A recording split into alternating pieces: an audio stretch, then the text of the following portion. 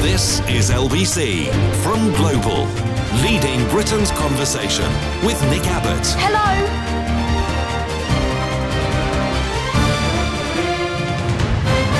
Well, let's get back to it. An Arctic blast will see temperatures in Britain plunge to sub-zero levels as the country braces itself for the coldest winter night of the year.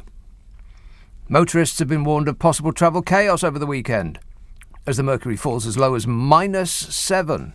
Blimey, -7 centigrade. And you double it and add 32 to get to Her Majesty's Fahrenheit.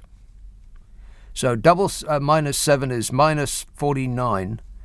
And -49 plus 32 is -101. Wow. It's going to be -101 Fahrenheit overnight. Can you believe that? No. If you're a motorist, of course, you've been advised to drive at double the speed limit and tailgate anyone who doesn't. Lean on your horn and flash your lights to get them out of the way because you are a special person and you must not be delayed a single second on your way home for a very important appointment to sit in a chair and watch TV all night. Of course, if you are in a hatchback, you will already be doing this. Thank you. Severe frost and icy conditions are going to be here, there and everywhere, baby, as deep freeze settles across large parts of England and Wales, and I sincerely hope that your parts remain unaffected.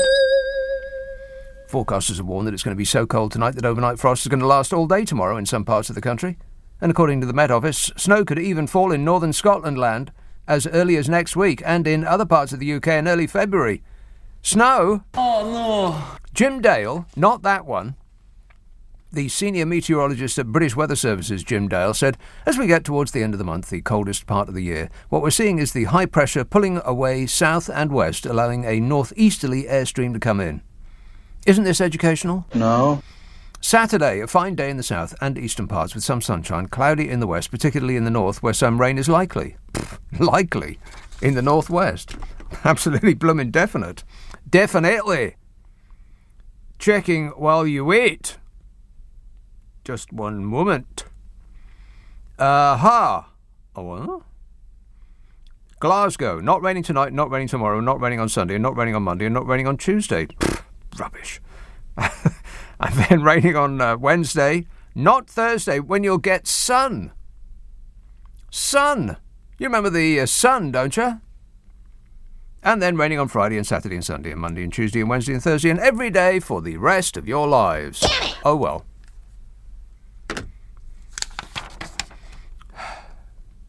Where am I? Saturday. Outlook for Sunday to Tuesday. Cloudy, dry, brighter, still raining in Glasgow. Would you like to hear the long-range forecast for the next 4 weeks? No. OK, this is for the next 2 weeks until the 4th of February. Blimey, February's a short month, and it'll be here and gone before you know it, and then it'll be March, and practically through winter and into spring.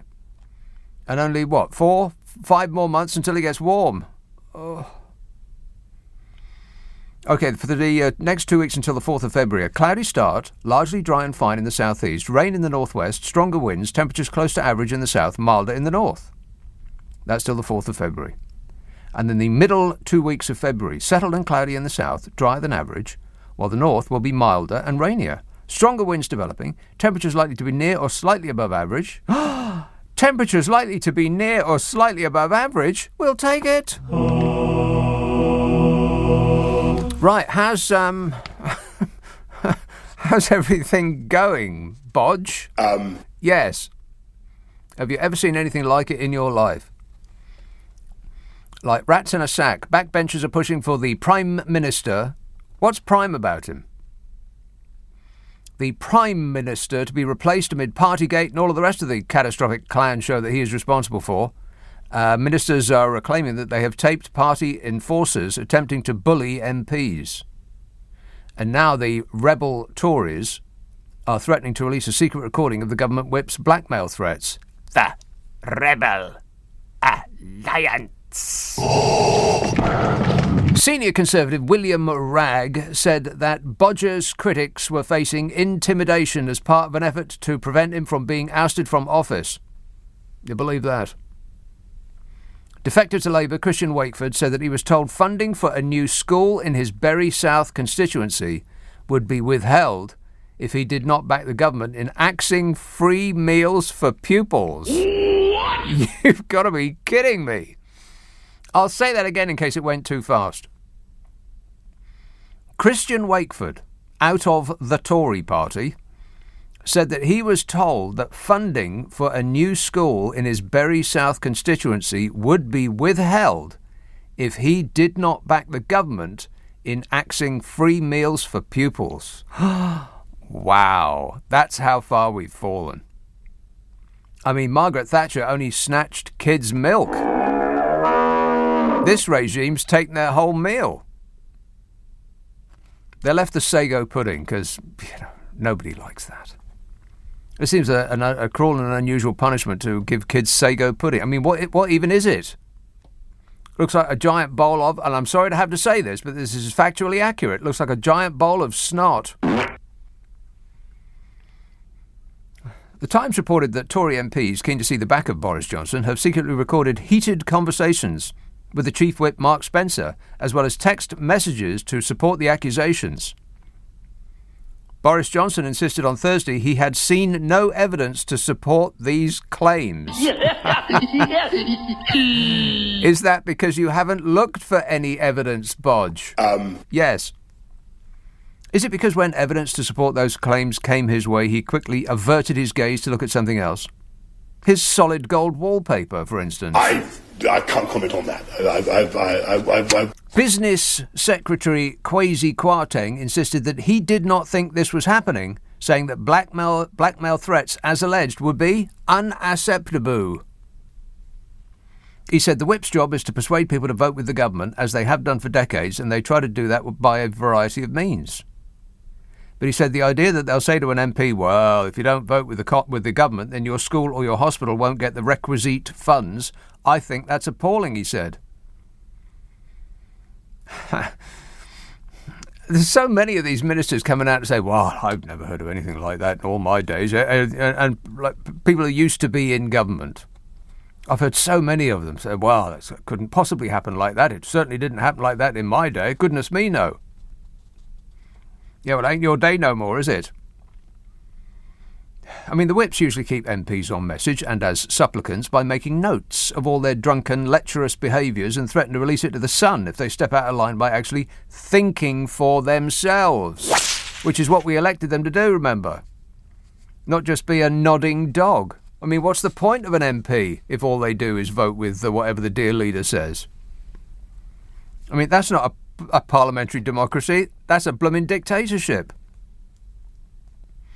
I mean, it seems like a whole nother level of nasty, by the way, to actually threaten children in their area if MPs don't do as they're told. I mean, that is mafia-level stuff. Absolutely. I mean, it would be a shame if something happened to that school. Business Secretary Kwesi Kwarteng said they are serious allegations. They need to be investigated, and I think there should be consequences if people have been found to behave in that way. They need to be investigated. He obviously didn't get the memo because Boris Johnson's saying that there's no need to investigate. Read your emails, Kwesi. There needs to be an investigation. Yeah, let's have an investigation so they can all say that they can't speak about the matter because it's under investigation.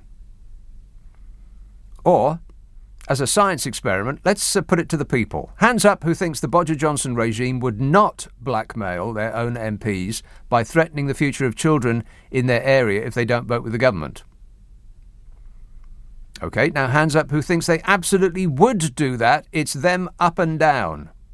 Overwhelming.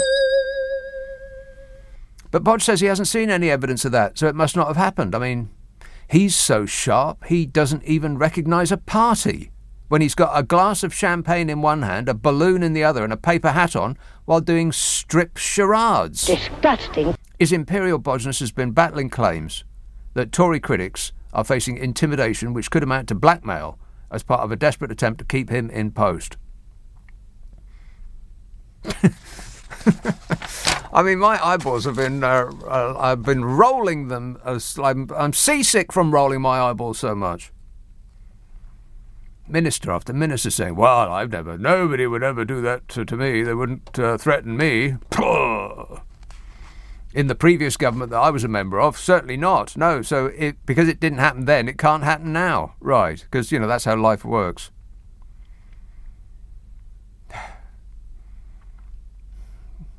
Conservative MP William Bragg said that he had received reports of conduct, including, but not limited to, members of staff at 10 Downing Street, special advisers, government ministers and others encouraging the publication of stories in the press, seeking to embarrass those who they suspect of lacking confidence in the Prime Minister.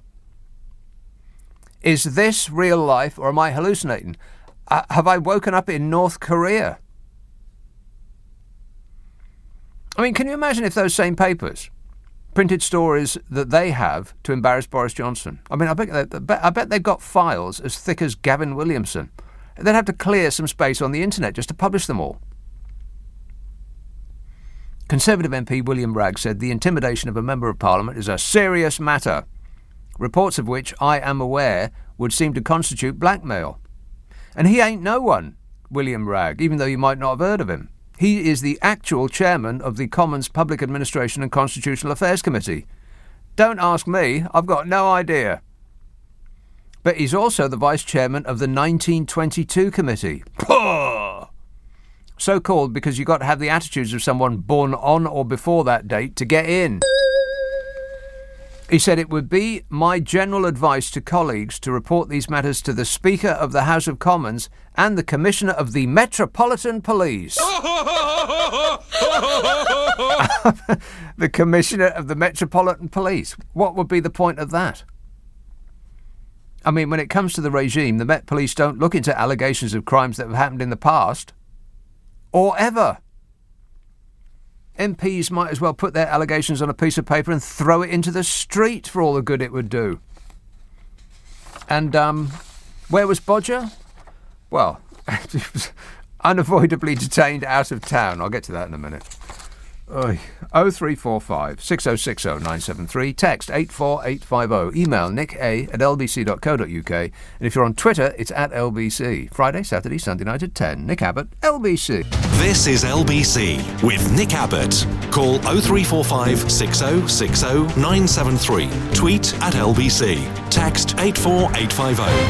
Hang about, Nick. Listen. Now, what I'm trying to say to you is this, Nick, right? Right, some texts and tweets and such. Jerry emails, as workers cease working from home and return to their workplace this week, sales of fridges and wheeled suitcases have increased massively as the workers plan to hold after-hours parties to celebrate their return to work. They're even getting competitive, trying to see how many bottles they can fit in a suitcase.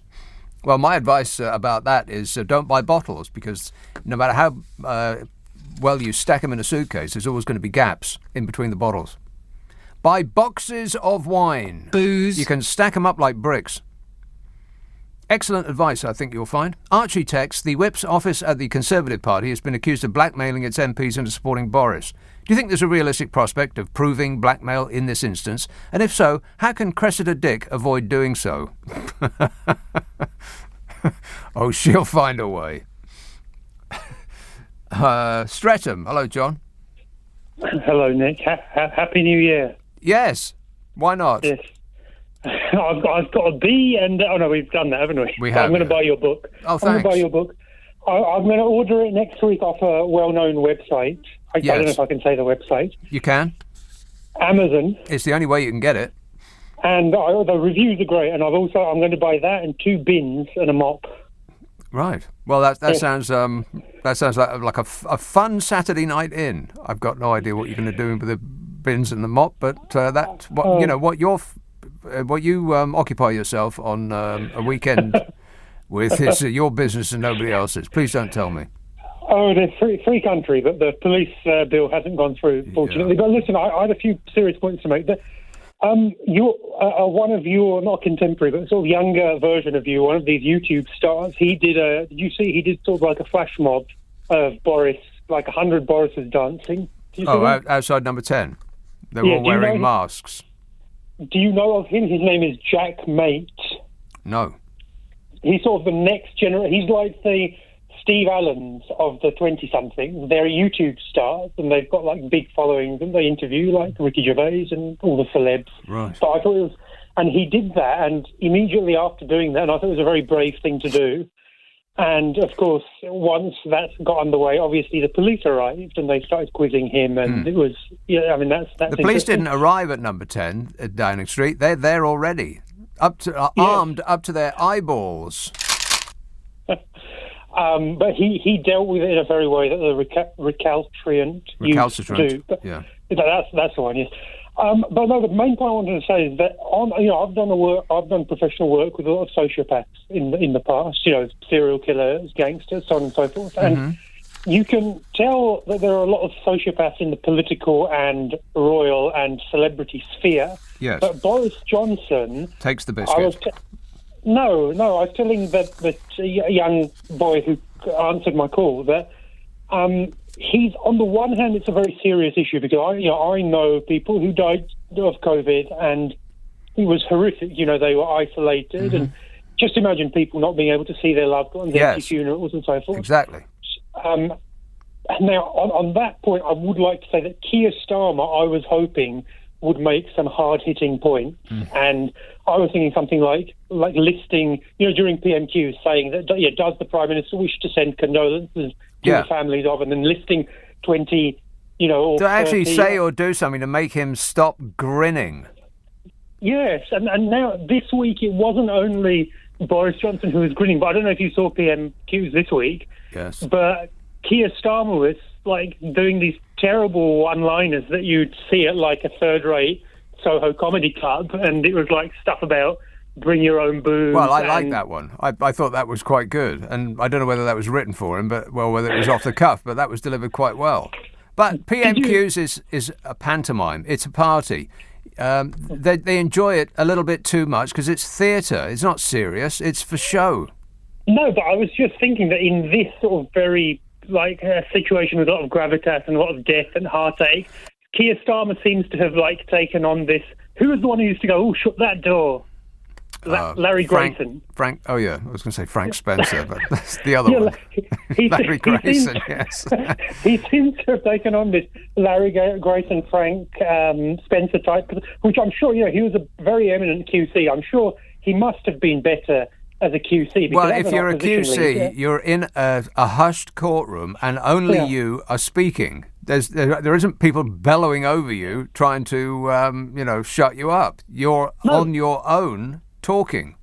Yes, but you can cut through that bellowing like war criminal Tony Blair or others who would make incisive points. They'd have a bit of gravitas. And Keir Starmer does this thing where he flails his arms about and he starts shrugging like a 16-year-old schoolgirl, and I don't think with the current situation. But the main point I wanted to say, if I can quickly, let's not concentrate on Keir Starmer's failings because there's bigger fish to fry. No, I'm a big Starmer fan. I would vote for him tomorrow. I would. I'm a sensible British intelligent citizen. Right. Something like this. But we found one. Well, but the point is that despite all of the serious nature of it, Boris Johnson still, when I was watching him dancing with the leader of the London Assembly from 2013, did you see that? Grinning, painful. With the lightsaber, with that elderly woman. That was interesting. He still comes across as a bit of a clown, and I think... Yeah, well, that's his act. That's how he has got to the position that he finds himself, by sticking with his schoolboy act. No, I know, but if we were to have had a textbook, not to say anything controversial, but a textbook sociopath like Dominic Raab or Priti Patel, I think it would be, I think it would be easier to get rid of them. But he's still got that, and it's a couple of years. Everything just bounces right off him, unless it's glorying the dear leader. He can't hear you. And I thought the public really would be more outraged, but today they were up in Bolton or somewhere up north, and there were members of the public saying, "Oh, we're sick and tired of this. How long are we going to talk about parties?" And my final point would be we're bored of that story now, and we'll just drop it, like a brick, and pretend that it hasn't happened anymore because we don't want to hear about it. The stupidification of this great nation continues apace. It's incredible. We're surrounded by morons, John. I know. I can't believe that. With just imagine if I don't know if you have, but people who lost loved ones where they couldn't be by them, and we forget all of that because we've heard that already. And the most important part of news is new, and so we're not interested in hearing it again. We'll just we'll forget all about it. Yeah, but I just don't think that Boris Johnson, because you can often tell with offenders. I'm not saying any of these people are offenders, but most of the offenders I met had more morals than this lot. But you can often tell through the eyes, and this sort of sociopathic eyes that like Raab and Patel and Prince Andrew. They've got very bad eyes, and I will just end by saying that I can genuinely off it. Go on. What? And finally. And finally, I genuinely wouldn't be surprised. I can see this happening if within the next couple of years, Priti Patel's on the steps of number 10 Downing Street saying that, I've taken position as head of state, and she's sort of, engineered a coup and put Boris Johnson in custody, and she's become our monarch. I can imagine that happening. She'd be stern. Yeah, well, that's an interesting thought there, John. You leave that with us. We're going to have to get a bigger throne. Dominic Raab, what angular, tetchy humanoid Dominic Deckchair Raab? Affirmative. And Priti Patel? No, I don't think so.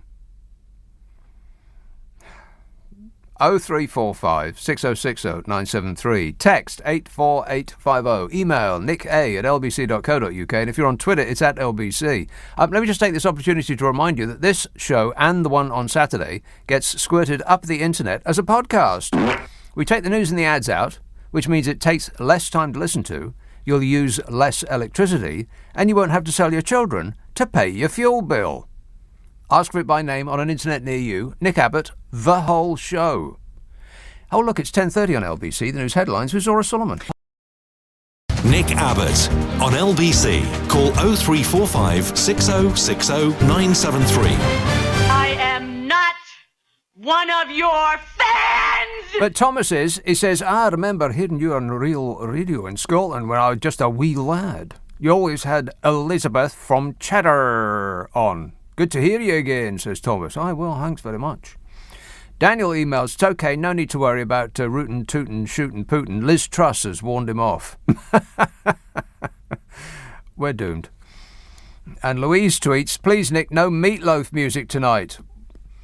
Well, do we have the best of Meatloaf? Let's line that up right now. How about Paradise by the Dashboard Lights? Do anything for love? We don't have it. Sadly, it's unavailable. Someone's nicked it. There's a big hole in the wall where it used to be. Nothing we can do about that. Sorry. Hot Patootie, Bless My Soul. I really love that. Rock and roll. Let's have Doncaster. Hello, Martin. Hey, Nick, I was just wondering if you'd love to be Sue Gray, because I would. I'd have that bloke out straight away. I looked at him the other day, Nick, and he was trying to force a crocodile tears on that interview.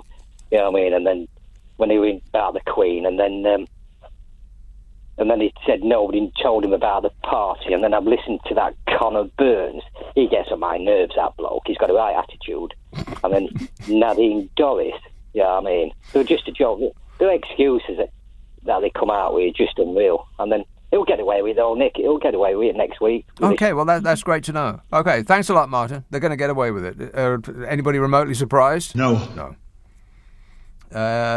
Fun fact about that whole Sue Gray investigation, she's not even investigating his bodgeness or any minister. That's not part of her remit. They made absolutely, totally and completely sure about that. Civil servants may get it in the neck, and that's it.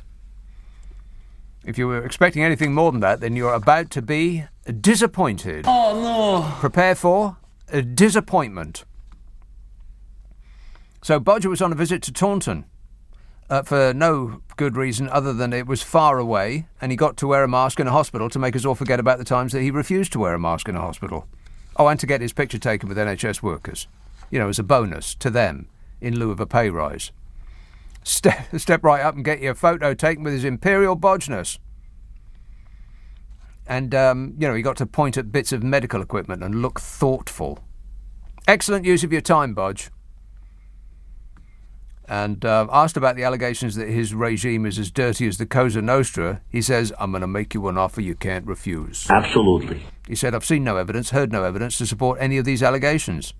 He said he would, of course, look for evidence to support the claims, but Number 10 suggested there were no plans to launch such an investigation. So he's looking for evidence which will amount to him scanning the desk in front of him and searching through his pockets in his jacket, and if nothing comes up, that's it, case closed, move along. or it's curtains for that new hospital in your area. I mean, I had an idea that this is how politics worked in this country, but it's not been confirmed up until this point. Unless you, take yes minister as the truth, which in quite a lot of circumstances, yes, I do. The Times reported that one Tory MP said they were told by a whip, "You're done," when voting against the government last year. Now, correct me if I'm wrong, but people vote for their MP because they like the cut of their MP's jib. I mean, I know that actually people vote for the Prime Minister that they want to do the job. They vote for their party rather than their local MP, who they probably couldn't name if you set their life on it. But that's the idea. You vote for your MP because, you want that person to represent you. You don't vote for your MP because you want that person to just say whatever the dear leader of the day has told them to say. Because what's the point? The Times reported that one Tory MP said they were told by a whip, "You are done," when voting against the government last year. I mean, this doesn't seem to be a government in the way that we would recognise it. It seems to be more like an organised crime syndicate. I mean, we've had the smash and grab rate of billions of pounds siphoned off to places unknown. Friends and relations of the regime have got so spectacularly rich that if they were Russian, the police would be launching an unexplained wealth investigation. And now they're in the keep silent or we'll nail your head to the floor stage.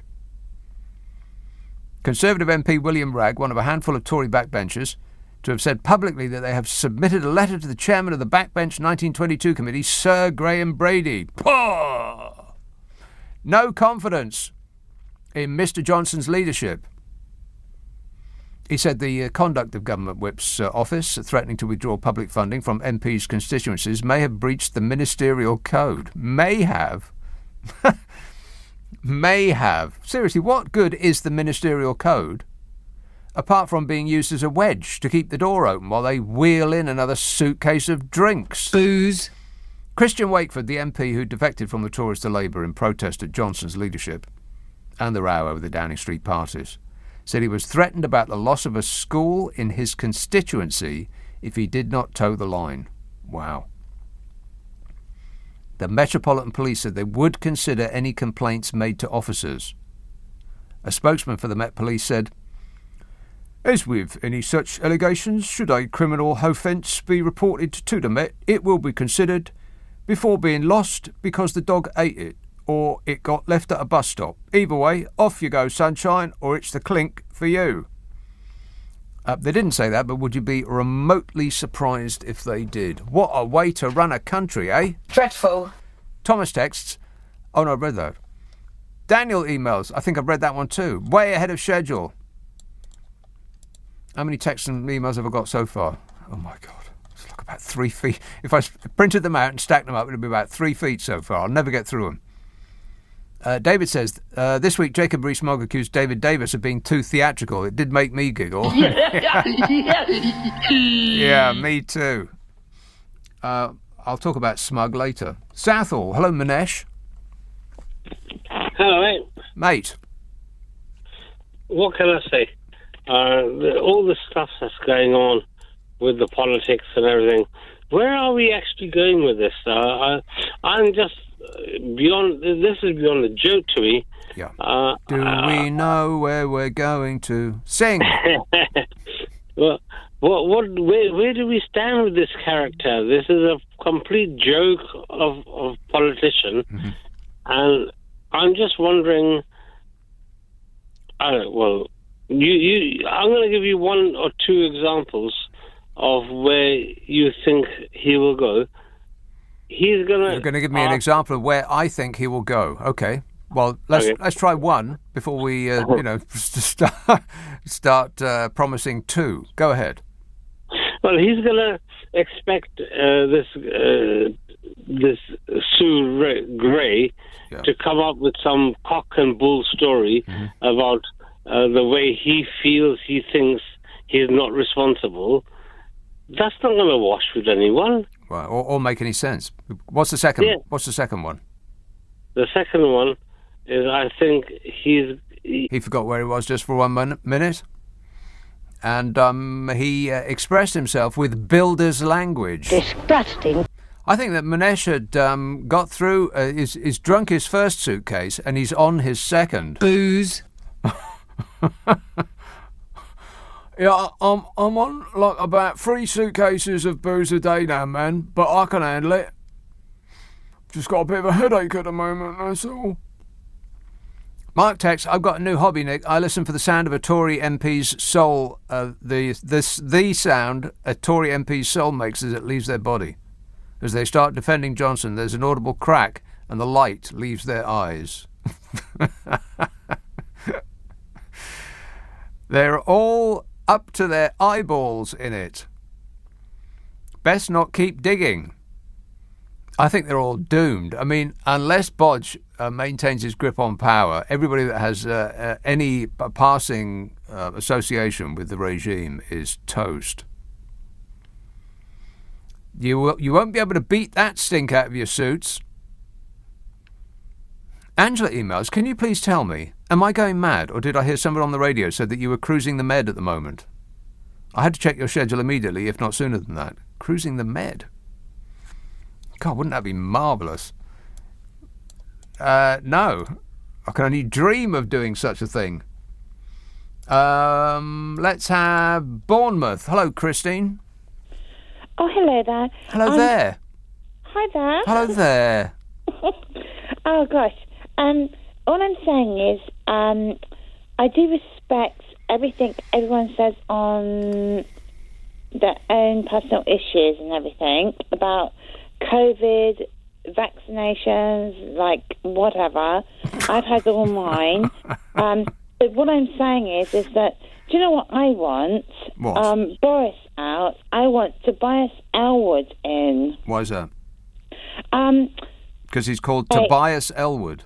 Yeah, Tobias Elwood. What an absolute star he was, like a few years ago when he helped out and did everything, you know, with that awful thing that happened in London. But not only that, he's been amazing down here in Bournemouth. Amazing? What, like science fiction, you mean? Not. Hello, I'm not talking but just somebody that just like tracks on, does things, and you know, and he used to be like in, what was it, Royal Green Jackets, and he would look fantastic in a green jacket. No, don't underestimate that. I'm saying the Royal Green Jacket. Mm-hmm. And like royal blue, yeah. No, Royal Green Jacket. Yeah, goes with his eyes. Rank of captain and whatever. But what I'm saying is that... that is an official title, by the way. Captain and whatever.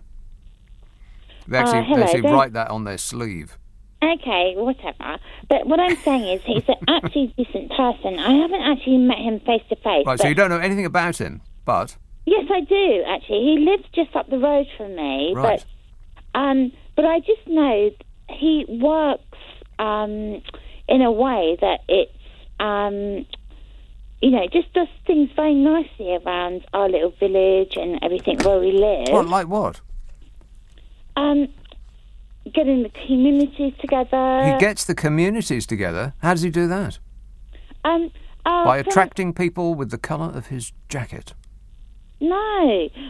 From, like, local things he does and everything, and everybody informed and everything. Right. But what I'm saying is that he's a very good man. Yes. But based on what, though? Is he good? Yeah, the work he does in my local community. Well, getting the people together. No, but in the work that he does around here, like, with... Yes.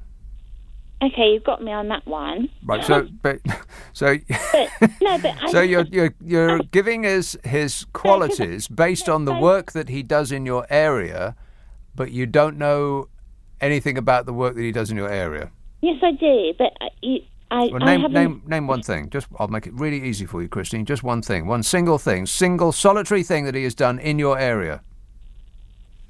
Yes? Oh, I'm sorry, time's up. Better luck next time. 0345 6060 973. What a nice lady. Text 84850. Email nick@lbc.co.uk. And if you're on Twitter, it's @LBC. Friday, Saturday, Sunday night at 10. Nick Abbott, LBC. LBC. I'm David Lammy here on LBC. This kind of senseless violence has become so frequent that it would appear as a society we've almost become immune to the children being killed on our streets. I've spoken many times about stop and search. It seems the only word that comes out of ministers' mouths. Stop and search will not fix this problem. Join me, David Lammy, tomorrow from 4. Listen on your radio and on Global Player. LBC. If you want to lose weight, it's not about getting it right, but getting started. Healthy changes start with little changes, one way or another, and help you to feel better inside and out. So you'll be healthier and more able to fight diseases. Download the free NHS weight loss app. Better health. Let's do this.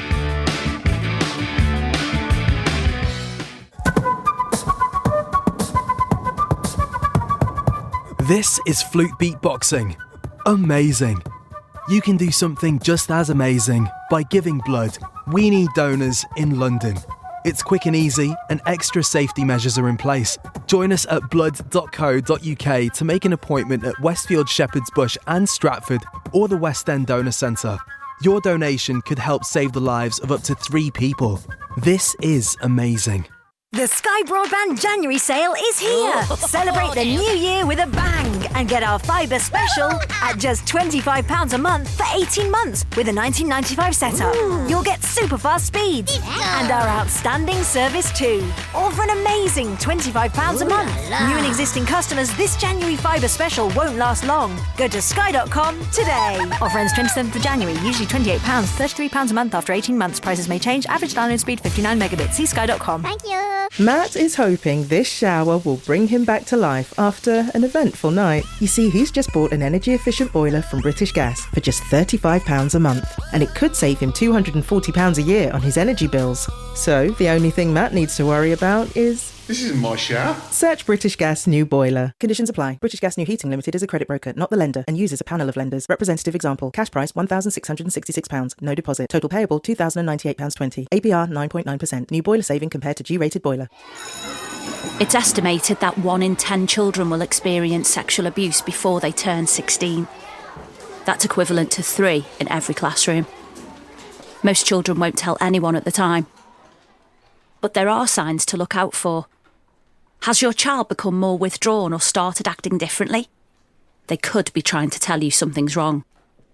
To learn more about the signs and find further support, visit stopabusetogether.campaign.gov.uk.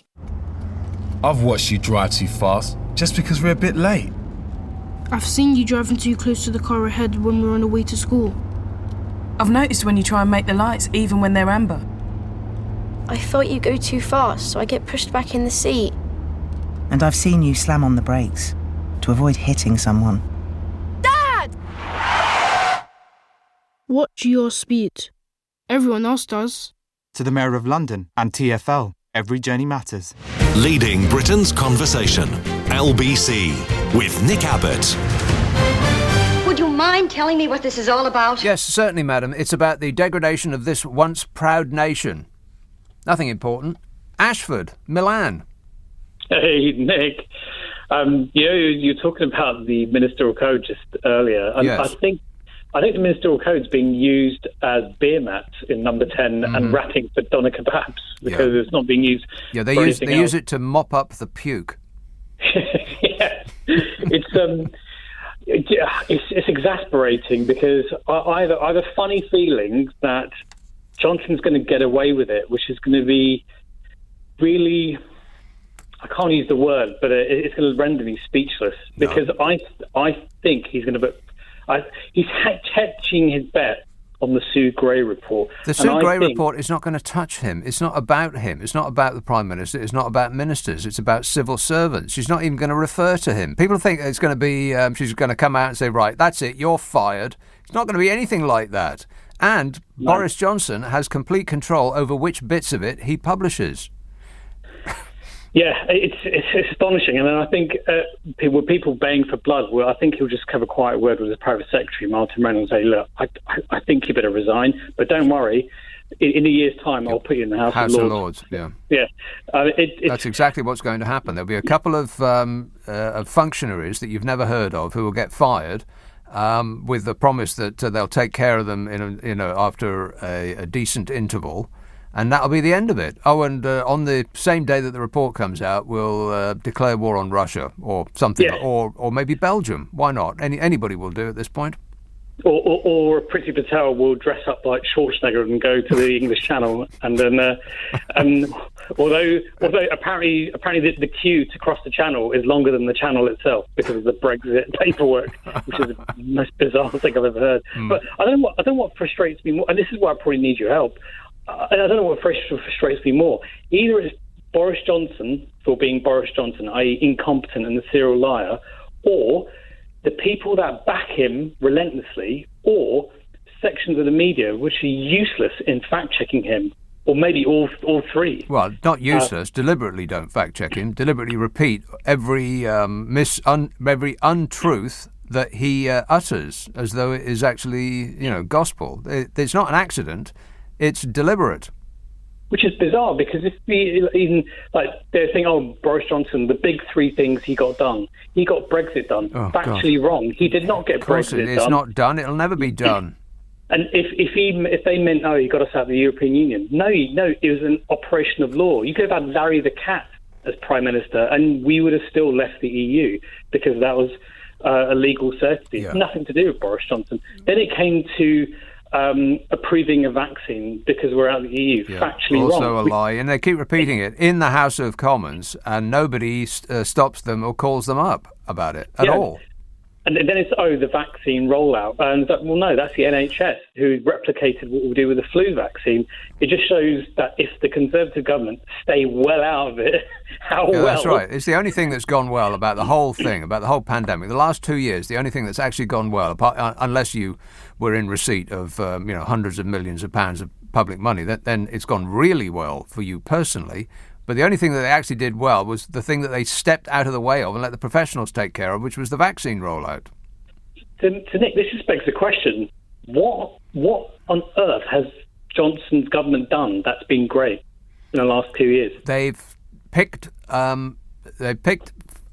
imaginary fights, not imaginary fight. They picked fights with immigrants to keep the fans on side. Look, watch out, people! You're about to get submerged with this tide of immigrants that are coming over here on dinghies, despite the fact that it's an absolute trickle and that we are doing far less than practically every other country of our size and wealth on Earth.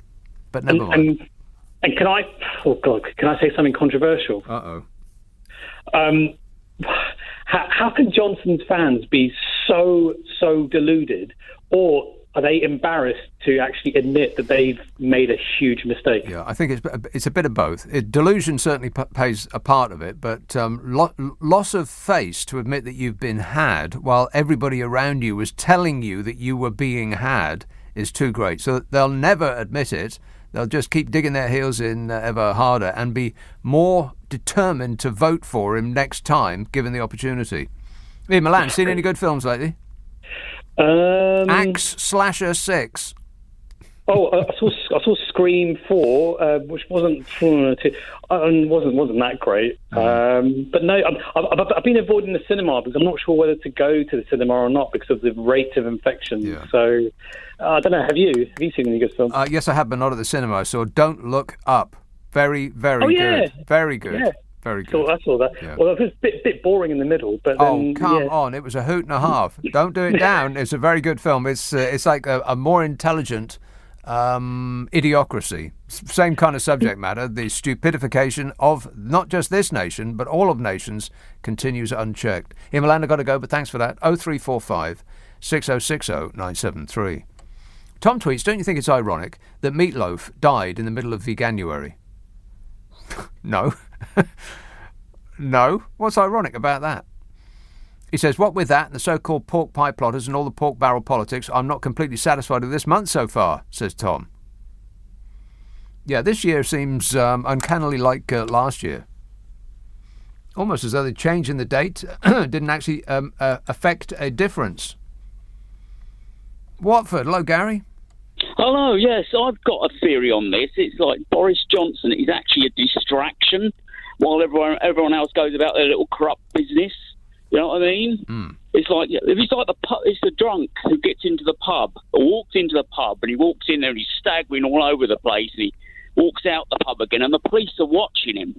Yes. And he's staggering about, gets in his car, starts the car up, drives 2 or 3 miles from the pub. And this is Christmas Eve, so everyone's packed and they've all decided to drive to the pub for the evening. And the police go, we're going to have him. Yes. So they pull up and they get him to pull into a lay-by and they get him to blow into the breathalyzer. Nothing. Nothing wrong with him. Meanwhile, everybody in the pub has got in their cars and has sped in the opposite direction. That's the one, yeah, that's the one. I was thinking of the 2 Ronnies about 20 years ago, and he goes, and what's your job, sir? Professional decoy. And that's exactly what he's doing. He gives everyone a feeds off, everyone a spiel about rubbish, gets caught deliberately at this party, lies through his teeth. And what are we doing? We're running around chasing after this today. And on James O'Brien's show, there's people suffering from poverty in this country. And it seems like, we push them to one side and we get on with defending this, piece of rubbish. It does blow my mind that the thing that people just drew a line in the sand about and said, right, that's it, no more, is that he walked out his back door into a party, not the 150,000 dead people, not the billions and billions and billions of pounds of our money that's just disappeared to absolutely nobody knows where it's gone. You tell me where it's gone. How can you spend £37 billion on a phone app? I mean, Apple doesn't spend £37 billion inventing the blooming phone in the first place. Never mind about an app that sits on it. And all of the underhand dealing and the conniving and the vaunting criminality, all of that was fine. Oh, we could put up with that, no problem. That's just politics as normal. But go to a party, holy smoke, that's it. It does seem a bit rich, yeah. It's bizarre. 0345 6060 973, Friday, Saturday, Sunday night at 10. Nick Abbott, LBC. This is LBC from Global, leading Britain's conversation with Nick Abbott. Shut up.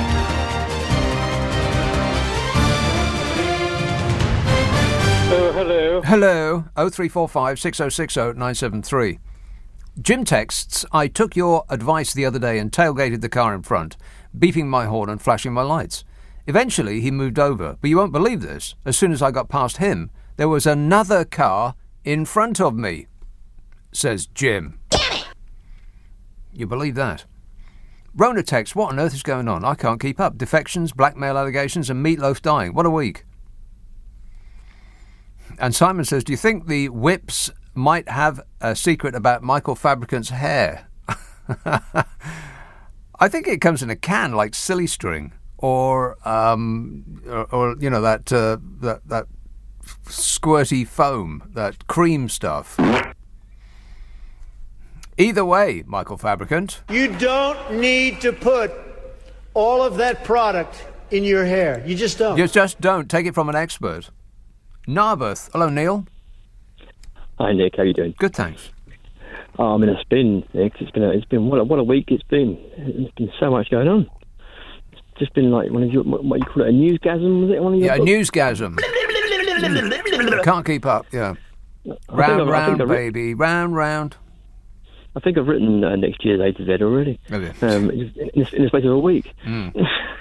It reminded me, my writing things down this week has been a little bit like Bowie in the Lazarus video, when he comes out of the wardrobe and he's sitting there and he's scribbling away at a rate of knots and thinking and then writing again and thinking again and so on. Anyway, I'm just... Well, that was a beautiful picture you just painted for us there. Yeah, it was like art. Yes. I was just wondering what you thought of the Meatloaf news. Are you a fan of his What do music? I think of it? He died. Yeah. What's to think? Were you a fan of his music? Or? Yeah, I don't think I actually bought Bat Out of Hell, but Paradise by the Dashboard Lights is one of the great funny tracks of all time. I mean, it's just terrific. And the production, of course, which didn't have anything to do with Meatloaf himself, that was Jim Steinman. That was great too. I liked his turn in the Rocky Horror Show. Hot Patootie, Bless My Soul. I really love that. Rock and roll! I didn't know about any of that until I saw a clip on the news tonight, and I just thought, I didn't know they did that. Okay. And, I must admit, I wasn't a big fan, but yeah, just I was interested. I thought you might like him being a bit of a rock and roller. Well, you want to, at least buy Bat Out of Hell. You'll have to form an orderly queue because everybody on Earth will now want to go and buy that because everybody gets into a frenzy of purchasing as soon as somebody famous dies. All right, thanks a lot, Neil. 0345 6060 973. Simon tweets. Oh no, I read that. Sean tweets. It won't be long, and they'll be saying Sue Gray will investigate blackmail accusations. Yeah, no, she won't. She's busy. She's busy writing a report that everyone's going to be disappointed with. I think that we're hoping for way too much from this report. It's not. I bet it doesn't even mention His Imperial Bodgeness. I bet it doesn't even mention any ministers. It'll all be about the civil servants. Jakey tweets, the two justices at the Cranky Orange put in the Supreme Court both voted against his lawsuit to block information about January the 6th. He must be absolutely fuming. Yes. Yeah. What do you think about that, Melania? I don't care. She's not bothered, not remotely interested. Separate wings of the same. I bet their paths barely cross. Oldbury, hello, Ranjit. Oh, Ranjit. Hi, mate. Yes, Right. Ranjit. Yes. Yeah. No material, just thoughts. No material, just thoughts. Yeah. You know, Donald Trump was so delusional that I reckon he would have passed a lie detector, right? Because he believed in exactly whatever he said. And no matter the rest of the world did or not. Yeah. Do you think Boris Johnson is getting like that now? Do I think that Boris Johnson is a psychopath like Donald Trump? If that is what you're accusing Donald Trump of being? Yeah. Do you think he's getting more and more like that? That he actually believes in all the lies that he's telling? Well, I wonder if it actually occurs to him whether to believe in them or not. They just come so easily and so rapidly, and repeats the same lie that has been dismissed before, that's been proven to be wrong before, like that, the vaccine rollout. We could only have the vaccine rollout because we left the European Union.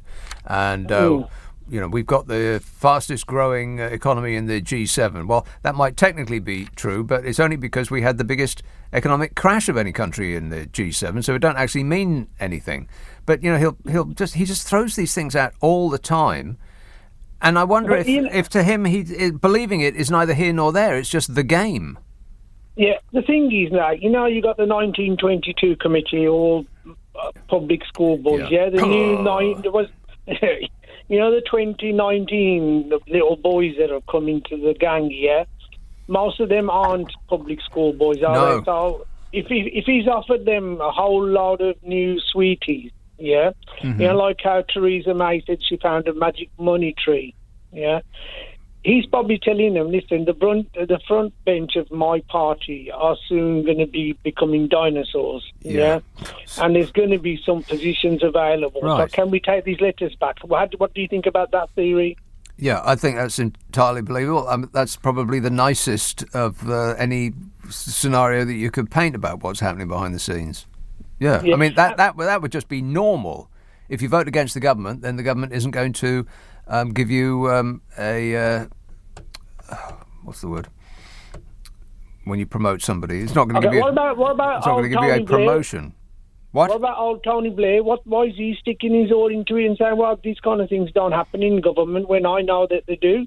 They say to you, Nick, if you don't toe the line, mate, you're going to get the sack. I'm not going to be giving you this money for the schools. But Tony Blair says, oh, we never done it in our government. Right. Well, I would be surprised if he did do that in his government. If he threatened an MP to vote his way, or they're going to take funding away from their school. I mean, what kind of a monster would do that?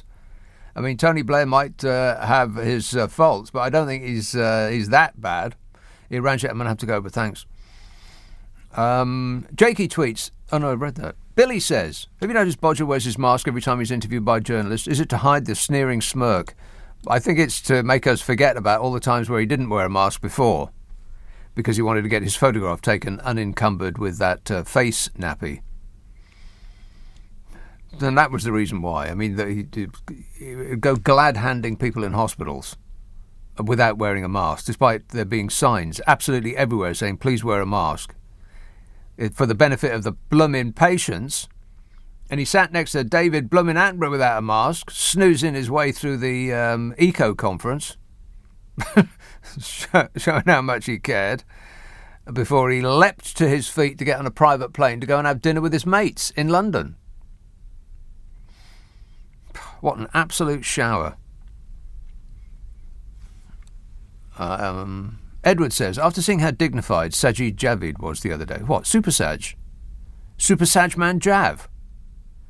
He says, I think he should be the next PM. Rishi Sunak is not in touch with people's suffering. He only pretends to be, as he has his eye on next door. Fishy Sunak. Yeah, highly suspicious. Super Saj. No. It's a no from me. It's a no from all of them. I mean, if you have the stink of this regime on you, then you do not get to just beat it off and pretend that it had nothing to do with you. Kevin tweets, have you woken up in North Korea? No, I can't read that. Can't read that. People will be offended. Chelsea, hello, Mark. Sir, you know those jingles that you have? Haven't you got one that can make us all pretend we're right and honourable in the mother of all parliaments, with people going, order? I'd like that. You'd like that? Yeah. Wait a minute. How about that one? Here we go. Okay. That one? Well, that's not bad. I like order. Yeah, there's that one. And this one. You're better informed than I am. I don't know anything. I must get more of him. I mean, I don't know, where do I start? I mean, really. But yes, look, what about they won't take Little Man in Chelsea seriously, but what about the Good Law Project or anybody? If they phone the non-emergency police phone number and say, I believe 36 billion was embezzled, I just can't believe it was given to random strangers out of genuinely thinking that there will be no reciprocation. Random strangers who also, in many cases, happen to just coincidentally be donors to the Conservative Party. Well, you've got me at it. One hand washing the other. Yeah. I suggest, I put it to you, sir, that it will be, in retrospect, we can't be nicking nobody at the top again. Mm-hmm. And look, no, you're absolutely, God, you've got to laugh or cry. Now I know why you laugh. Yeah, well, exactly. If you don't laugh, then you'll be crying. And we can't have that, because life's too short. But, I'll be out of giggles sometime soon. All right, thanks a lot, Mark. 0345 6060 973. Kath Theth. Don't worry, Nick. I'm sure Sue Gray can investigate this too and conclude that it's all Jeremy Corbyn's fault. You remember Jeremy Corbyn, don't you? No! That's right. Chaos with Jeremy Corbyn. Can you imagine that? He says, I feel embarrassed and ashamed of our British government. These amoral, corrupt people represent us, says Kath. Correctamundo. I bet that if Jeremy Corbyn had been Prime Minister, then we would not have lost £37 billion on a phone app that doesn't work. For instance. And I bet billions and billions and billions of pounds wouldn't have gone to donors to the Labour Party, because they don't have any massive donors like the Tories do. The Tory Party is funded by a handful of billionaires. The Labour Party is funded by hundreds of thousands of people giving small donations. And yet we've chosen the party that's funded by billionaires. It's just, I mean, when you think about what we are doing here, it's just absolute insanity. No, we don't want the party that represents hundreds of thousands and actually millions of people. We don't want the party that represents millions of people. We'd much prefer the party that represents just 6 people and hope that they'll be nice to us. Because that's what billionaires are known for. Their generosity. 0345 6060 973. Text 84850. Email nicka@lbc.co.uk. And if you're on Twitter, it's at LBC. Archie texts, I've been listening all day. James O'Brien had a lady talking about indoor coats. What does that mean? Well, he's got indoor coats in capital letters and inverted commas. Is that like a rude reference? Disgusting. If it is, well, it sounds like it is, but I can't fathom how it could be. So that's not very much. That's not very helpful, is it? Really? No, not really. 0345 6060 973. Friday, Saturday, Sunday night at 10. Nick Abbott, LBC. This is LBC with Nick Abbott. Now wait a minute. I don't like that kind of talk. Now just stop it. It upsets me. 0345 6060 973. Let's have a call in Pinner. David. Hi. David. Nick, I think there should be a new entry in the Oxford English Dictionary at the next edition. Maybe they'll invent a new noun called a sougre. And a sougre will be defined as a deliberate attempt to delay the natural course of justice. Of course, there could also be a verb, to sougre. In other words, defined as, or as in, I thought I was going to be prosecuted, so I decided to sougre. Right. Well, it's a regular verb. I sougre, you sougre, he sougres. That's right. Yeah. Yes. An intransitive verb, yes. If you say so. Well, I learned Latin a long time ago. Oh, Latin, yeah. Expelliarmus. Or something like that. Sum, I am a gentleman. A's, thou art a fool.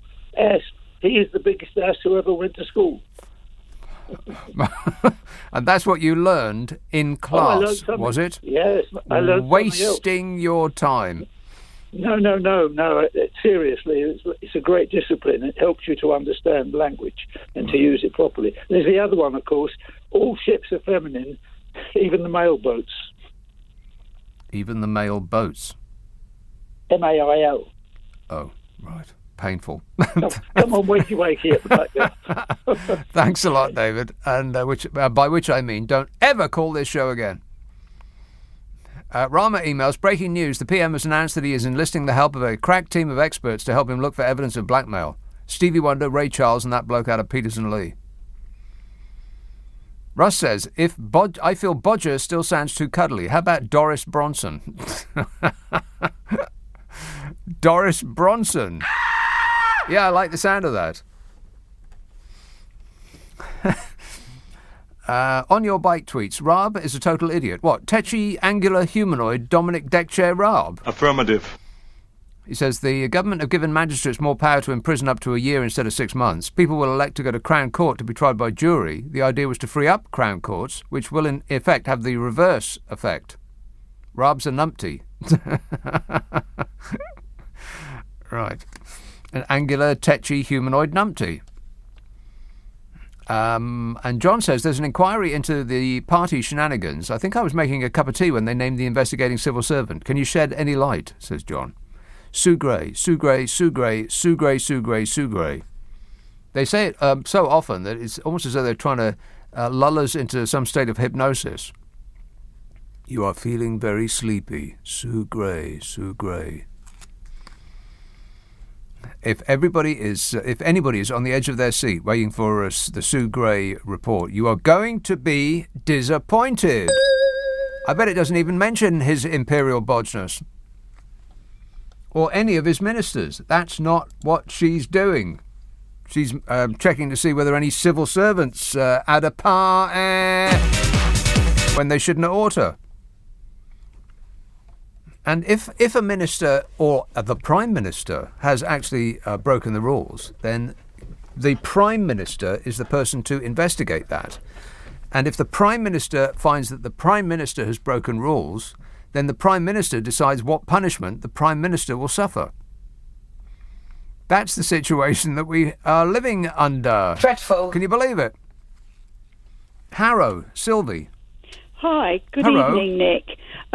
My suggestion for a really nice, good Prime Minister would be Rory Stewart, but unfortunately he's an independent now. Now, But what do you mean by good? We wouldn't be in the mess we're in. But what do you mean by good, though? I think he doesn't lie. He doesn't lie like Boris Johnson. Well, he nobody tells lies like it the Boris way Johnson. it is. Even if you don't always agree with his policies, he's basically a very decent family man. Is he, though? And he spoke to, I heard a snippet, I think James O'Brien, James had a podcast, and he played some of it yesterday, and he really is a nice guy. Is he, sounds though? a genuine person. Is he nice, though? I mean, you would think that if he was nice, then he would, the way he votes in Parliament would show that niceness. No, but he's admitted that he doesn't agree with Boris Johnson, and he's never liked Boris Johnson. Well, okay, but And he that's one. doesn't That's agree- one. All right, that's one thing. That's a tick on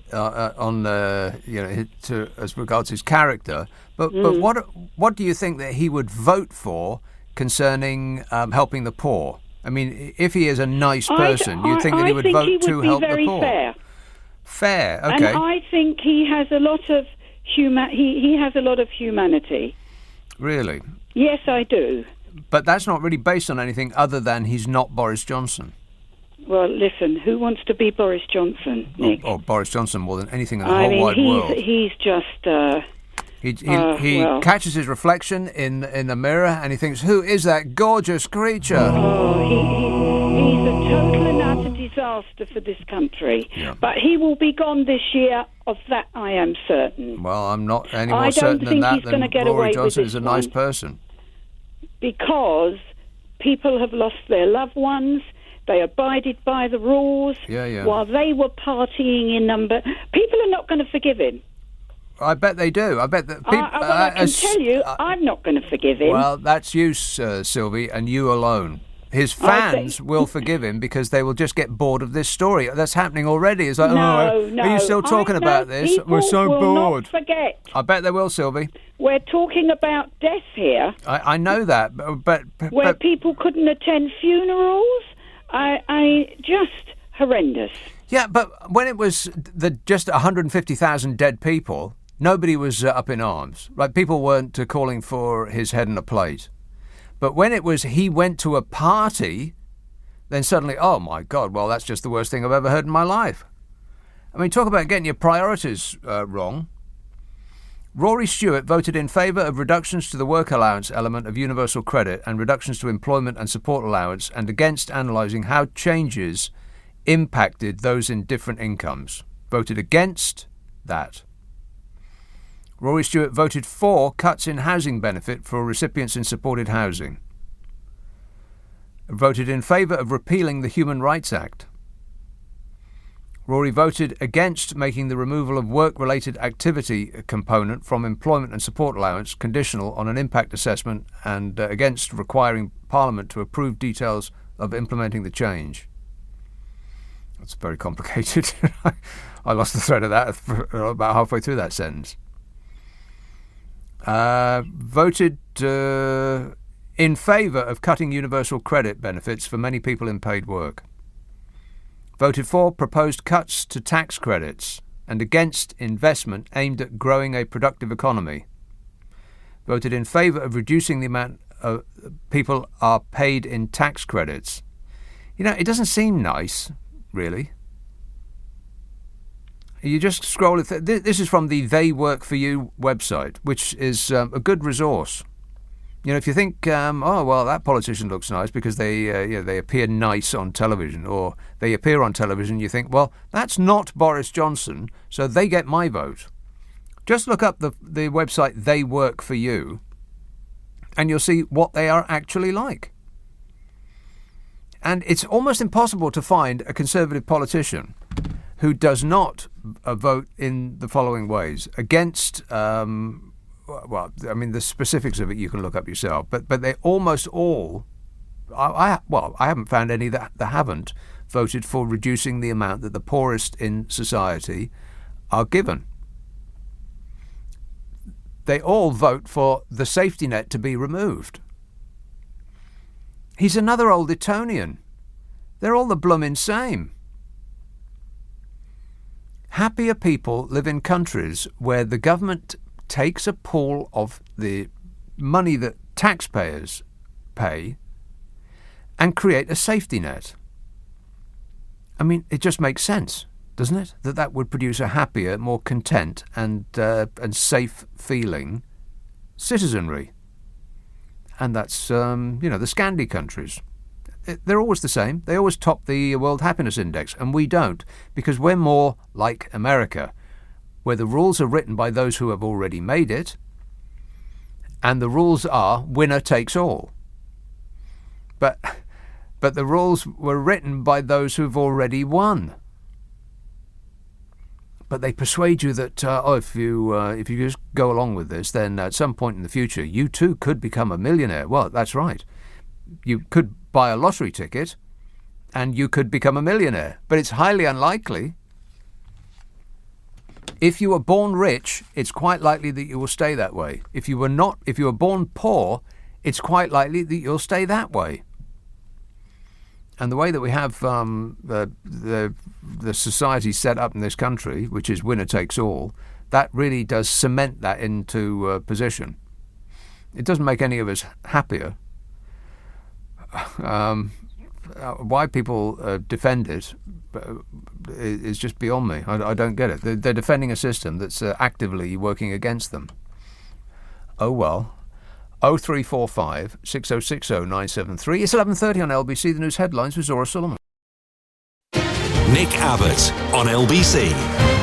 You're better informed than I am. I don't know anything. I've just found a more representative sample of the voting record of Rory Stewart. So let's see how nice he actually is.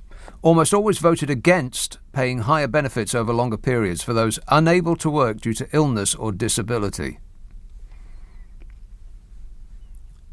Almost always voted for a reduction in spending on welfare benefits. Consistently voted against removing hereditary peers from the House of Lords. So that sounds like he votes for the upper class. You know, he likes the idea of unelected bureaucrats as long as they're upper class unelected bureaucrats, and against helping the poor, from at least from what that record implies. So just look them up. Everybody should actually use that. They work for you. It's a website. You can look up your politician of choice and see not what they tell you or what kind of act they put on in public, but how they actually vote. Glasgow. Hello, Paul. Good evening, Nick. Paul here, your Glasgow correspondent. Oh, aye. Oh, aye. It's all go tonight here in Glasgow. Is it? It is, yes. Well, I've isolated to the back of my flat tonight because directly outside my flat, about 30 foot away, I've got massive searchlights on massive cherry pickers, and at the bottom of the street, they're all filming the latest part of Batgirl. Batgirl?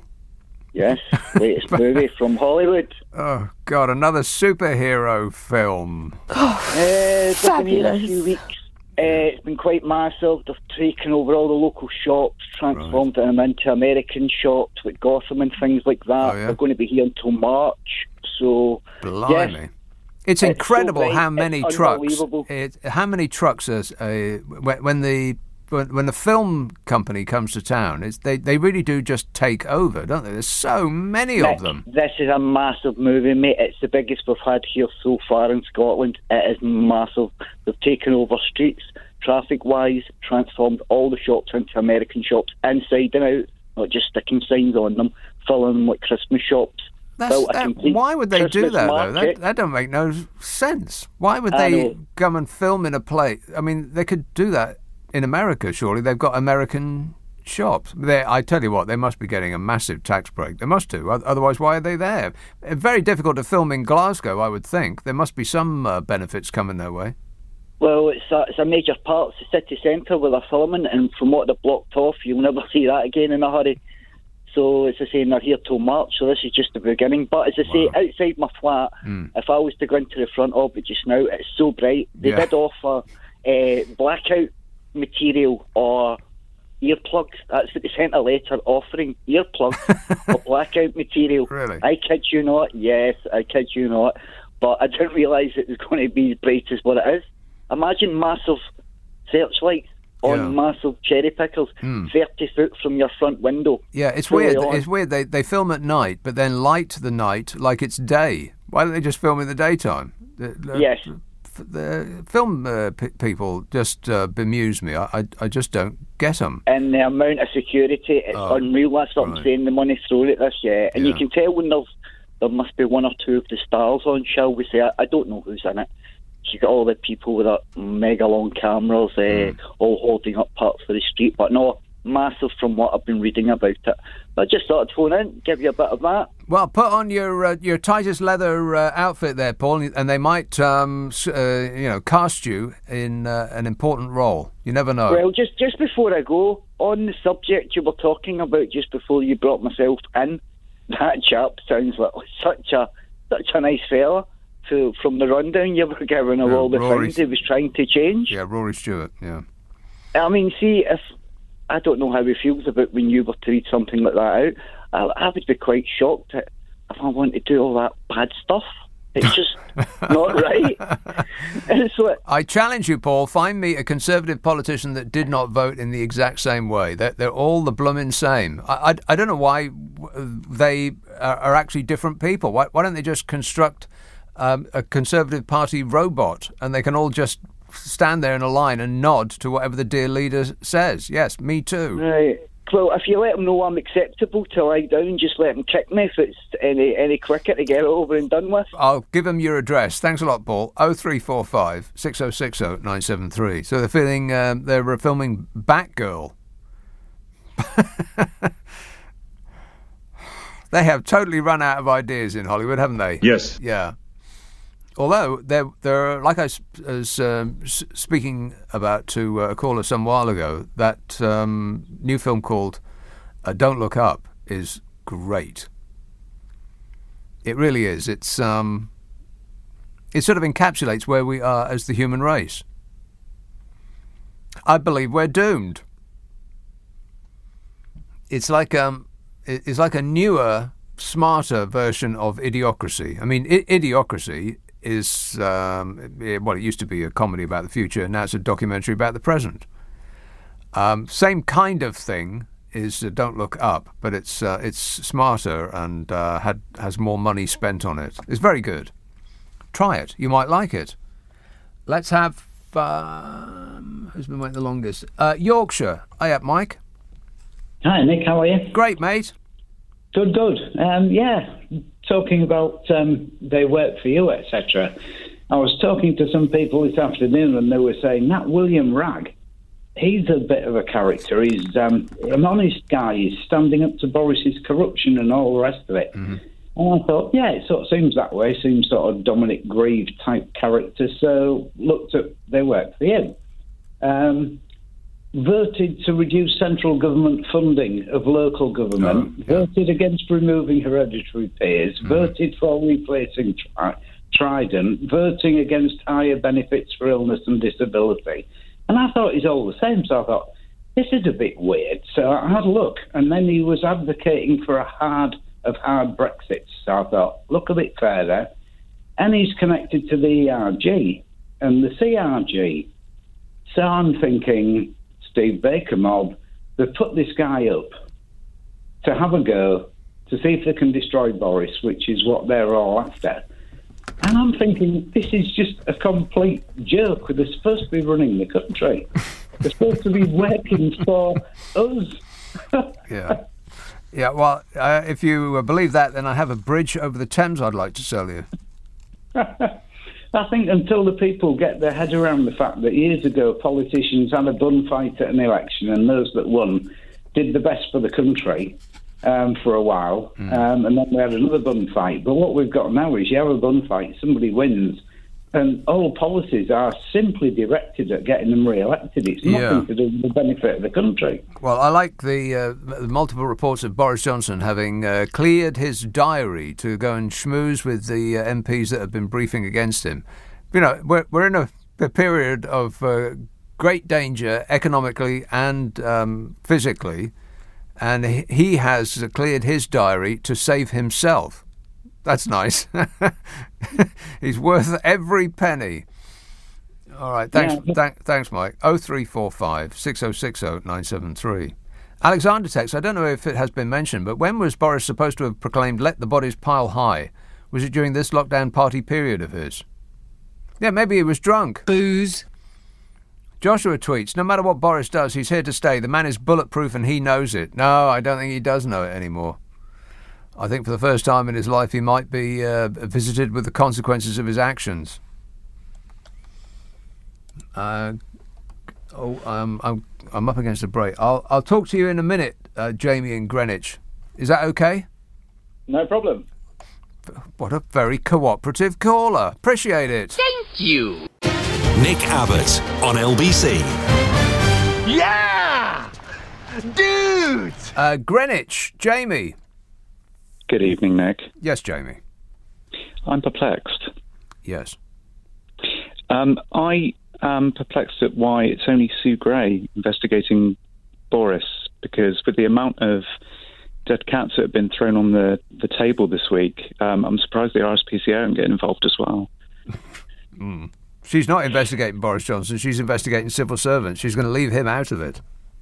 I mean, just think of it this week. We've had Nadine Dorries, who has lambasted the BBC for calling out the government for all of their misgivings. Yeah, for telling the truth. Telling the truth will cost them a lot of money. Yes.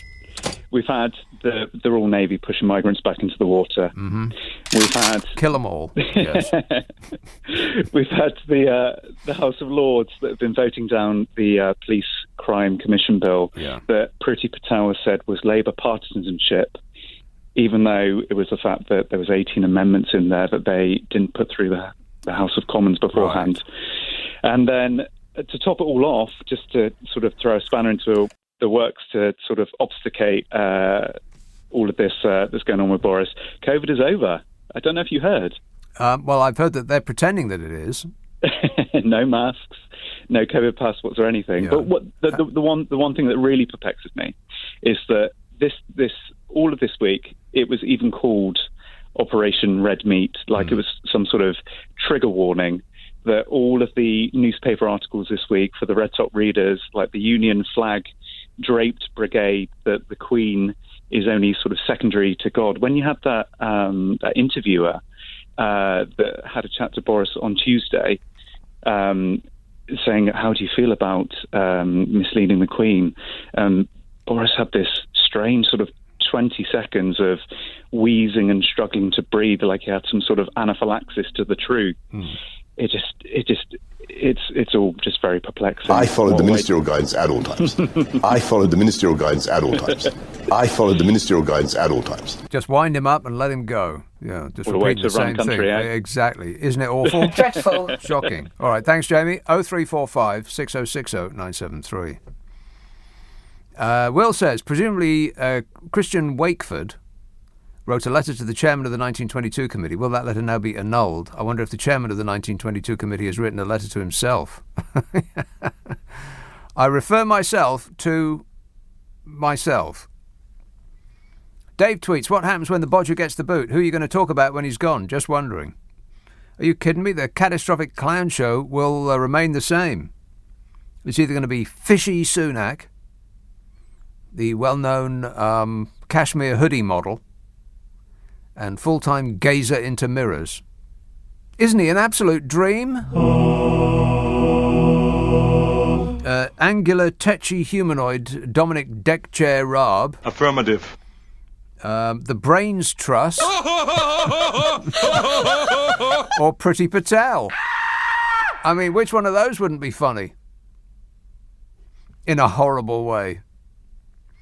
There'll be plenty to talk about, Dave. Don't you worry about that. Rod texts, Operation Make Big Bodge Budge is in full swing. Big Bodge Budge. Oh, the alliteration. Like Bunger Bob for Big Ben's Bong. Operation Big Bodge Budge. I like it. But just a little bit. 0345 6060 973. Glasgow. Martin. Hey, how are you doing? Can you hear me? Yes, I can. Are you experiencing the Batgirl filming thing? Have you seen them all set up? No, I'm actually in Edinburgh, so I mean Glasgow's 40 miles away, but we're close, but it's a long way. Yeah, I know. I know that. Yeah, I grew up in Edinburgh. But anyway, go on. Did you? I did. Okay, well, where? Okay, I'm not going to ask you the standard questions of what did you do where you were, but okay, so you know Edinburgh. I lived in a place called Weddingburn on the way to Dalkeith. Oh, to Dalkeith. I know Dalkeith well. Aye. Yeah, actually, so thanks for taking my call. Isn't it a beautiful place? No. Dalkeith is not a beautiful place. Not a beautiful place. Is not. No, it isn't. No. Lasswade is quite nice, but Dalkeith, awful. But that explains a lot. A lot, yeah. No, actually, it doesn't explain anything at all. But go on. No, it does. It explains a lot because your opinions are fairly Dalkeithish. Yes, you're absolutely right. Yeah. It's a Scottish expression of, I think we would say, pish.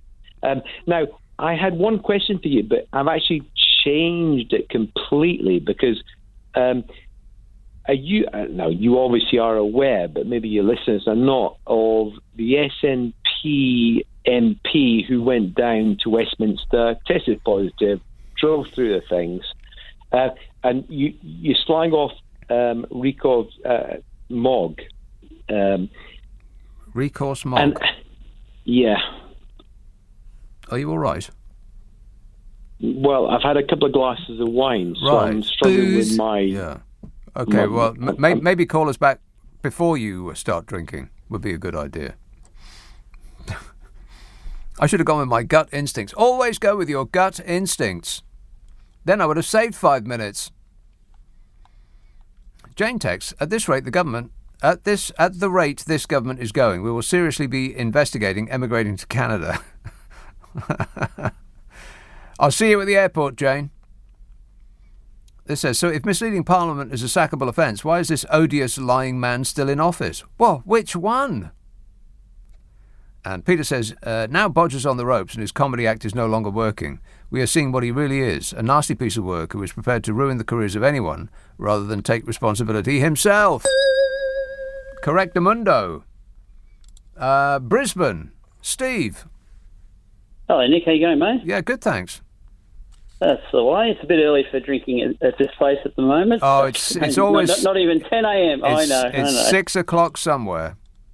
That's exactly right. I know. It's no. Very, very dry at the moment. It's all good. I'll not go down the road of the other fella. Although his accent was lovely to listen to, so that's always a nice thing. One of your callers earlier was just talking about Boris Johnson and heaping some praise and what have you. So not about Boris, but about one of the other politicians. And I was thinking that I was listening to one of the other presenters on LBC during the week, and she was actually incredibly effusive in her praise for Boris. Who was? One of the other presenters, it was Raylene or Rachel or Rebecca or someone like that. Oh, one of them anyway. His sister. Oh, of course. That definitely gets the credit, doesn't it? There's a small, trying to skirt around a small detail you left out there, yeah. I was trying, well, you know. I just also, too, I heard you, I was just walking back into the room and I heard you mention Elizabeth from Cheddar. What was the context of that, if I may? Just because I missed that, sorry. Somebody of that name who referred to herself in that way she is. used to call me in another life. I know. I used to, because I've been listening to all your old shows, so I know who she is. She's Right. a very entertaining lady. What's come of her? Do we know? Well, we don't. No, none of those old regulars I am still in contact with. Although I do suspect that I heard an old regular just before I came on the air who called up Dean Dunham for some legal advice about 10 minutes before I hit the air. Rock and roll! I think it was her. She really? She is related to rock royalty. Okay. I'll have to try and find the catch-up show of Dean Dunham's show now. Have a listen to that. Yeah. I will. I will do. 10-2, something like that. That's all right. Hey, Steve, what's the weather like in Brisbane? Warm, always. It's, winter or summer, it doesn't matter. It's just warm or warmer, really, pretty much. Okay, well, thank you, but we don't wish to know that. It's you did ask. Bloomin' freezing here. What I actually did call about, though, was I know you always talk about people not voting, or it's only the older demographic in the UK that do actually vote. Is there a reason why in the UK, unlike Australia, that you don't have compulsory voting? Australia has compulsory voting. That's right, isn't it? Yes, correct. Yeah, absolutely. I think the reason is because when politicians get into power, the Conservative Party don't want compulsory voting because they know that it would mean they would never get in. And the Labour Party don't do anything about it because they're just so pathetically spineless. They don't want to, I don't know, they don't want to make it unfair on the competition, whereas the competition would slash them into tiny little pieces and feed them to their dog if it meant that they could cling on to power. But the left wing just don't play the game like the right wing do. Yeah, because for me, I've always looked. I've grown up with compulsory voting, but to me, it just simply means that regardless of whether you think some people are, shall we say, lacking in IQ, it doesn't matter. The point is, it's the view of all the people. Yes. And for better or worse, and that's why I've always saw that as being a good thing, rather than just who could be bothered on the day. Exactly right. Yes. If you just rely on whoever can be bothered on the day, then you are going to be run by extremists, because they will battle wind and rain and snow and sleet. They will do anything. They will crawl over broken glass on their hands and knees to go and vote because they're extremists. People who are just, well, they're not that bothered, they won't go and vote. And that's everybody under the age of, let's say, 35. I mean, of course, there are some people under that age who go and vote, but not in any way the same percentage of people who are over 60. And so you get a country that's run by what the over 60s want, which is where we are now. If you had taken out the votes of pensioners, then we would not be outside the European Union, and Jeremy Corbyn would be the Prime Minister. That's actually true. Thanks a lot, Steve. I appreciate that. Don't you ever call and give us a weather forecast again. Warm? That's not what we want to hear. It's like winter outside over here. 0345 6060 973. Text 84850. Email nick@lbc.co.uk. And if you're on Twitter, it's @LBC. Friday, Saturday, Sunday night at 10. Nick Abbot, LBC. This is LBC from Global, leading Britain's conversation with Nick Abbot. Okie dokie.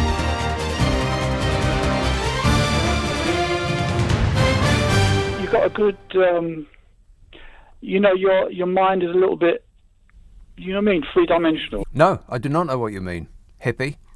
This text says, thanks to you, my 10-year-old daughter is on Bodger Watch. If you didn't know, this is children taking bets on how long Bodge hangs on. My girl has her money on 2 months. 10-year-old. Bet nah, bet nah, bet nah, bet nah. Gordon text, did you see Biden being asked what the biggest problem of his first year had been and answering over-performance? He says that's almost worthy of the orange one himself. Oh, shut up! He didn't say that, did he? Over-performance? Get that man a chair. Gavin texts, Jacob Rees-Mogg should be Prime Minister. Oh, please. You're better informed than I am. I don't know anything. I mean, this country's a laughingstock enough as it is. We're going to have a 6-foot pile of tics and affectations as our Prime Minister. Do me a favour.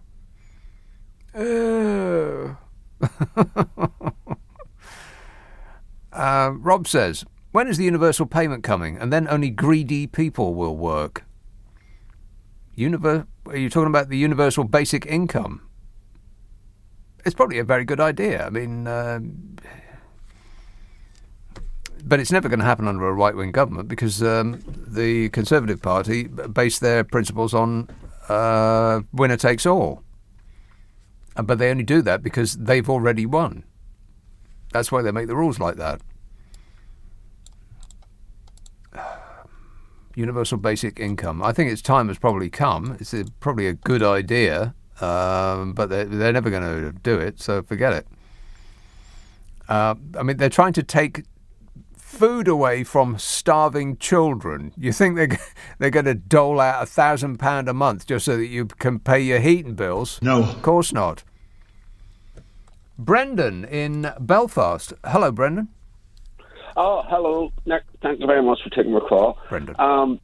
Normally I know a bit, or else I believe I know what I'm talking about, but on this particular occasion I don't, and that's why I'm ringing. Oh, well, you've come to the wrong place. Go ahead. Well, it wasn't until 6 months ago I didn't know who Sue Gray was. No.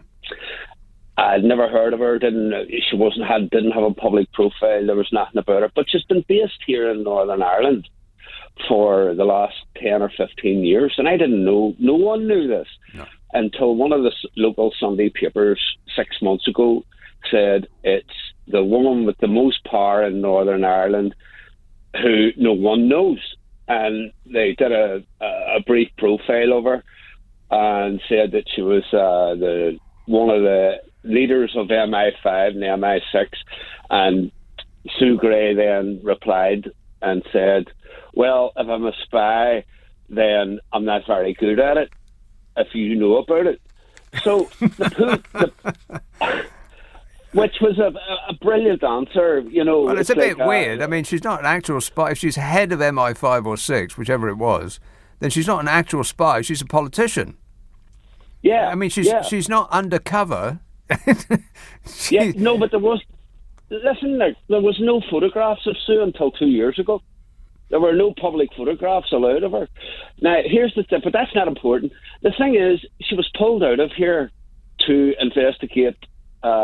allegedly investigate impartially the Boris Johnson party affair. And so an extraordinary thing happened. Did you ever hear, like, you know, with a sneak, when it's a bad news day, to sneak something in onto the radar? Yes. So that nobody gets to hear about it. Well, it was a good day to bury bad news. Perfect. Yes. Well, there was a strange thing that happened during Prime Minister's question time the other day, when it was like, you know, the house was packed, both sides, and the whole country was watching, and they wanted to see how Johnson would fare against Starmer and everything else. And in the middle of the initial questioning, I think it was the fourth question, a guy called Michael Hoare stood up and asked Boris Johnson about double jobbing in Northern Ireland for politicians. Now, how that question, because the Speaker has to, you know, choose when questions are allowed to be asked and what priority and what precedence. And Boris Johnson immediately said, we have withdrawn that. We have withdrawn that recommendation. Now, then they moved on. But everyone here in Northern Ireland, and I'm sure nowhere else in the UK, were dumbstruck as to how that question was asked during that period, and that it had been immediately with the double jobbing question had been withdrawn, because it had massive ramifications for Northern Ireland.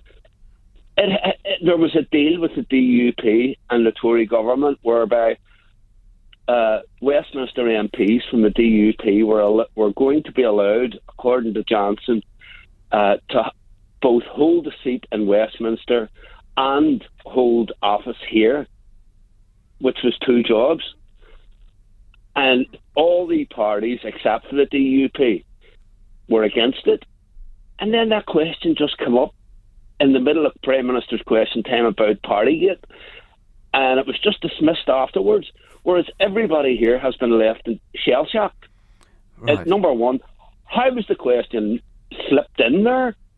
And number two, how did Boris Johnson know immediately to say, no, we've withdrawn that? Well, he gets he gets a sight of all the questions beforehand. Yeah, but it was amazing. Which is why he writes all the answers in his big black book. Yeah. Well, there is something more to that story. Well, I want you to leave it with me, Brendan, and I'll investigate it thoroughly. Well, do your homework. But as long, yeah, no, I won't. No homework, but I will investigate it thoroughly. If evidence comes to light that a wrong has been done, I won't investigate until evidence comes to light, and I won't find the evidence unless I investigate. Those are the rules. Thanks, Brendan. Benjamin tweets, if Boris Johnson wasn't a politician, he'd be one of those sad lowlifes that parties his way through life on Labour's nanny state benefits. I'm not sure about that. Alini texts, you should discourage your listeners to buy your book alongside bins. It doesn't look great when Amazon recommends a bin on the what other buyers bought alongside your purchase list. That surely is not what is on the Amazon site next to my book, is it? If you're buying my book, then you'll need a bin to go with it. Well, I'm offended. Since you asked, it's called the Ups and Downs, the Cheese and Wine of 2021, and it's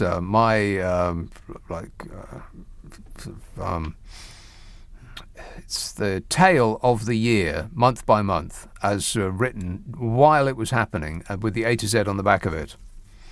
Available in Tree Hugger ebook form at only £1.77, the cheapest they allow, and Tree Hater paperback form for slightly more than that, because they've got to actually print the book. It's called The Ups and Downs, the Cheese and Wine of 2021. Ask for it by name on an internet near you. Dale texts, imagine how in the age of YouTube and the like, with all these interviews with the Tory invertebrates, these videos are there forever. Do they really deeply want this as their legacy? Yeah, they're not thinking about the future. They're thinking about the right now. And Mary texts, when I switched on the radio news this morning, they were playing Bat Out of Hell, and I thought the PM had resigned. What do you think about that, Bodge? Yeah. Wait a minute. He's offended. Gordon texts, like Watergate, we just need to learn 1, what did the Prime Minister know? And 2, when did he stop knowing it?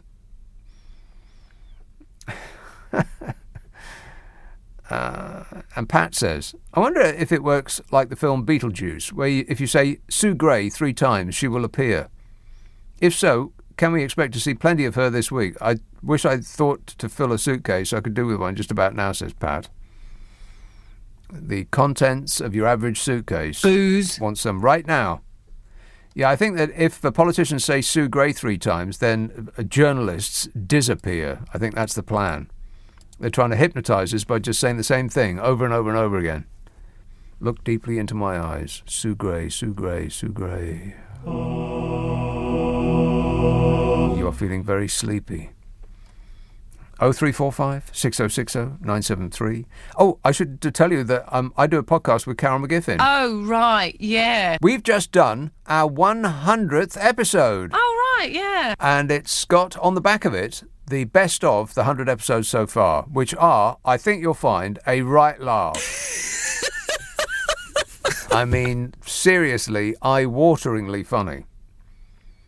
It's hysterical.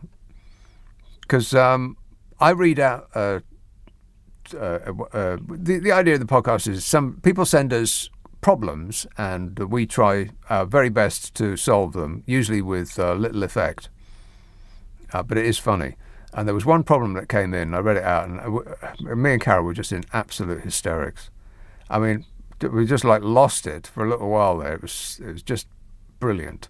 But anyway, that's on the back of the 100th episode of our podcast, which is called "What's Your Problem with Nick and Carol?"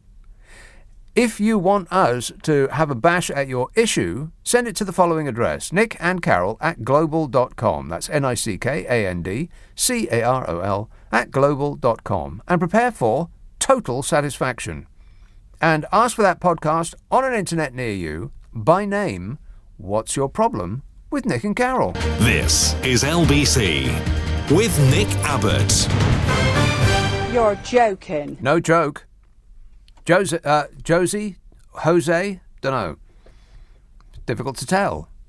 I'm going to say Josie. Josie texts, the way this country is going, I think the only way out is to emigrate to Scotland and vote for independence. I'll see you on the A68, Josie. Jeff texts, Nick, this breakdown in society started 30 years ago with Thatcher and with the lie that uncontrolled capitalism wouldn't eventually drive the poor back into a media-led dark ages. The people have brought about their own demise, driven by greed and hate. Yeah, that sounds about right. Yes. Yeah, as long as you can get people angry, they will vote against their best interests over and over and over again. Devon. Hello, Steve. Hello there. How are you? Well, Nick? Hello there. Very well, thanks, Steve. You're actually speaking a horrendous amount of sense tonight, which is fantastic. No, sorry about that. Yeah, there you are. No, it's like over on a pub in the middle of Exmoor, in the middle of nowhere, and the one question on the lips of everybody that comes in this pub, and it's all about the cheese and wine party, or the infamous cheese and wine party in the back of number 10. What sort of cheese was it? What sort of cheese does Boris Johnson eat? Yeah, what were they eating at this cheese and wine party? Because if they were eating foreign cheese, that would make a mockery of Brexit. I don't know what kind of cheese Boris Johnson eats, but I do know that he eats a lot of it. That much I do know.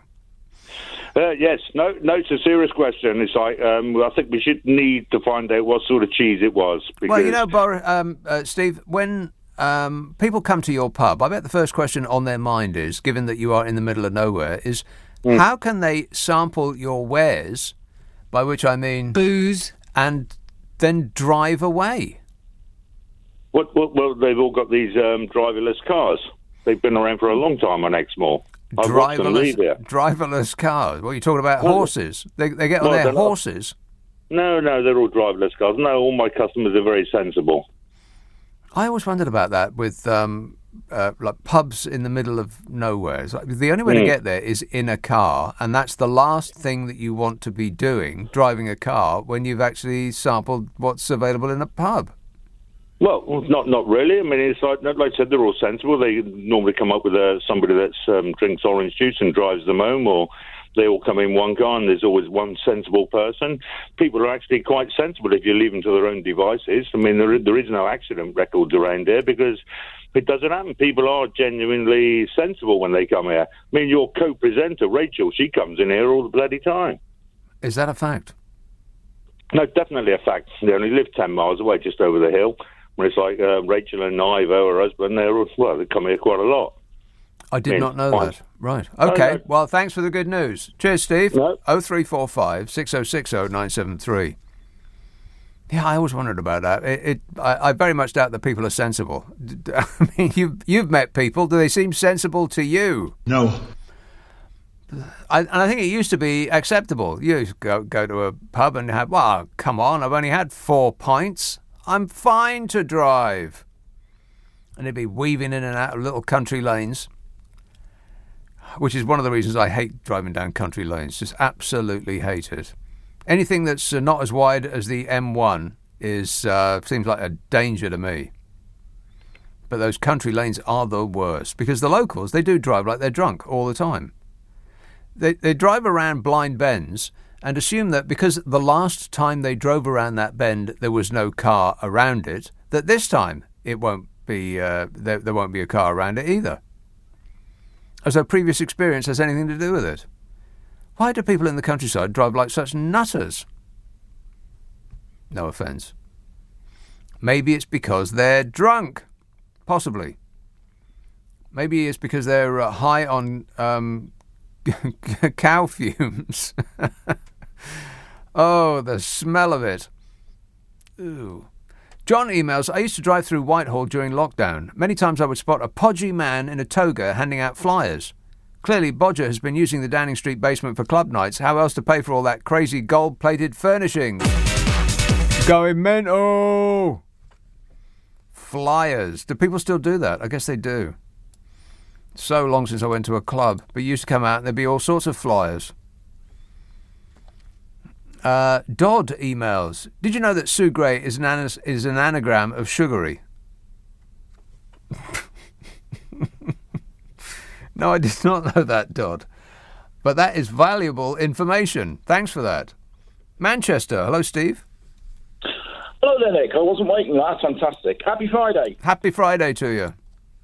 Two things. When I first heard of the kind of blackmail allegations a couple of days ago or whatever, I thought to myself that the response would, from all the shills or whatnot, would clearly be that, well, this happens anyway kind of thing, and that's a line fabricants and others have taken. You know, it's no big deal. And I was just thinking right now, well, is it different, and how is it different? And I haven't formulated this brilliantly in my head yet, but when it's normal practice, so to speak, that will be a government policy that they're trying to inflict or, you know, carry out on the country, or an international policy.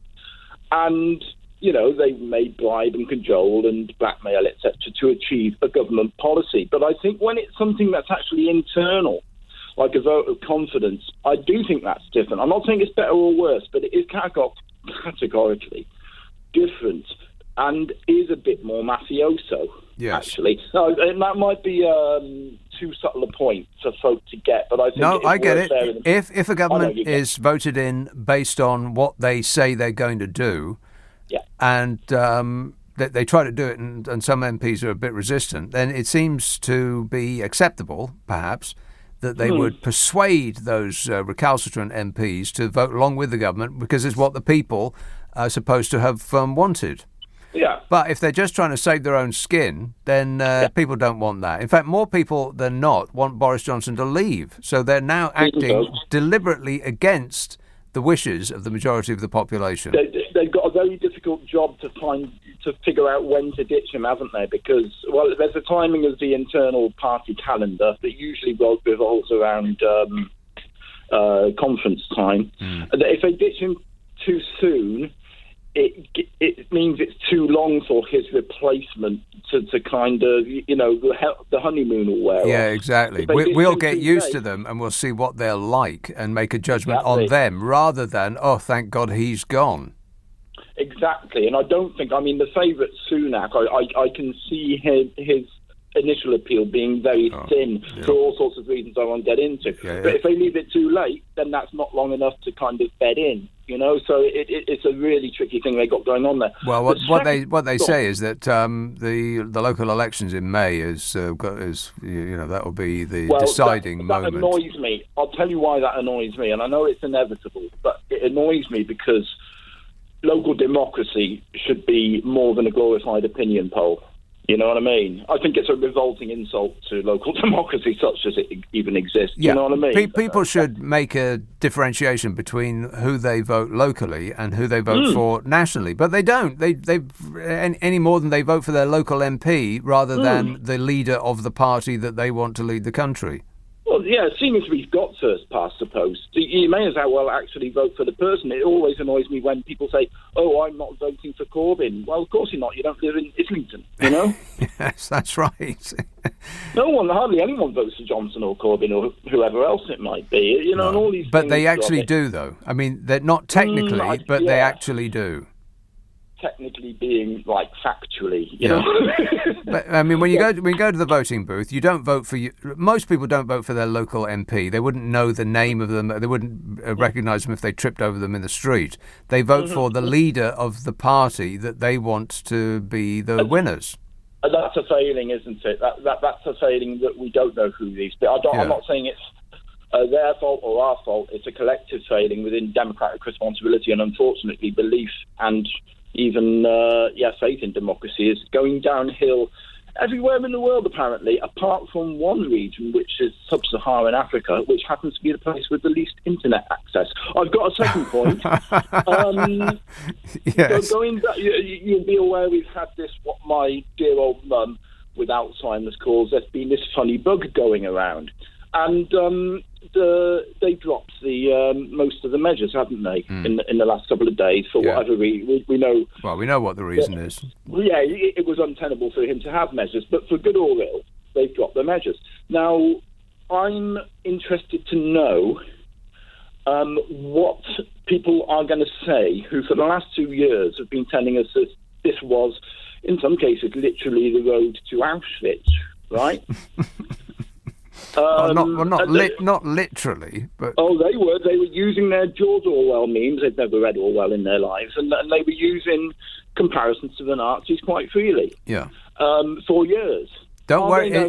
Any eventuality will be covered by a conspiracy theory. If we are about to have the shackles thrown off completely, and it works, assuming that there's no variant waiting around the corner, which is, of course, entirely possible. But it works. The gamble pays off, because that is actually what Boris Johnson's doing right now. He's gambling with other people's lives on the basis that. What difference does it make to him if it does or doesn't work? He can only win. But it's always going to be a close. There's not a right answer to any of this. Sooner or later, measures would be loosened anyway because pandemics tend to fade. But what I'm interested to know is, will these people with their Orwell memes and Lord knows what ever say that they were wrong? Of course not. No, because it will be part of a grander conspiracy, which will be the Great Reset. And if that doesn't pan out as advertised, then it will be something else. We'll discover that Boris Johnson is actually a shape-shifting lizard from space or something like that. There will always be some branch of a conspiracy theory that will explain whatever happens. Don't you worry, Steve. And keep reading the internet, because there's only truth on the internet. 0345 6060 973. It's just past 12:30, the news headlines on LBC with Zora Suleiman. Nick Abbott on LBC. Call 0345 6060 973. I am not one of your fans! Alan texts, pork pie MP Melton Mowbray trying to get rid of Boris Johnson. Almost no word in that sentence was spelt right. Plus, it doesn't make any sense. Pork pie MP Melton Mowbray trying to get rid of Boris Johnson. Does that make sense? No. Mark tweets, latest movie I watched was Captain Underpants. If you can imagine Captain Underpants with a blonde mop of hair, it could be our dear leader.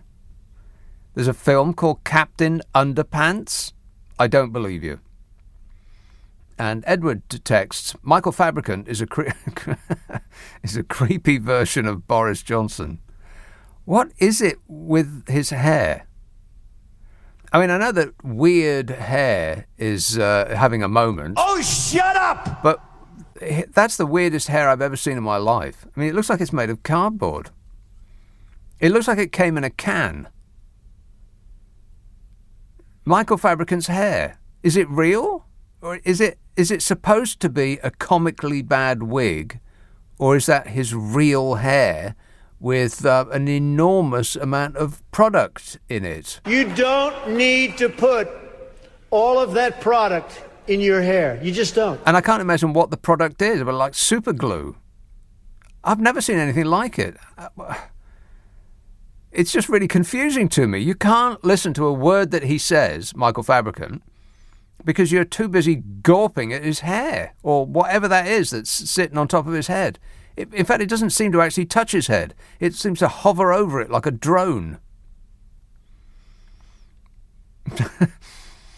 Susie tweets, I like walnut whips. Well, that's important information, Susie. Thank you. Appreciate it. Thank you. Susie likes walnut whips.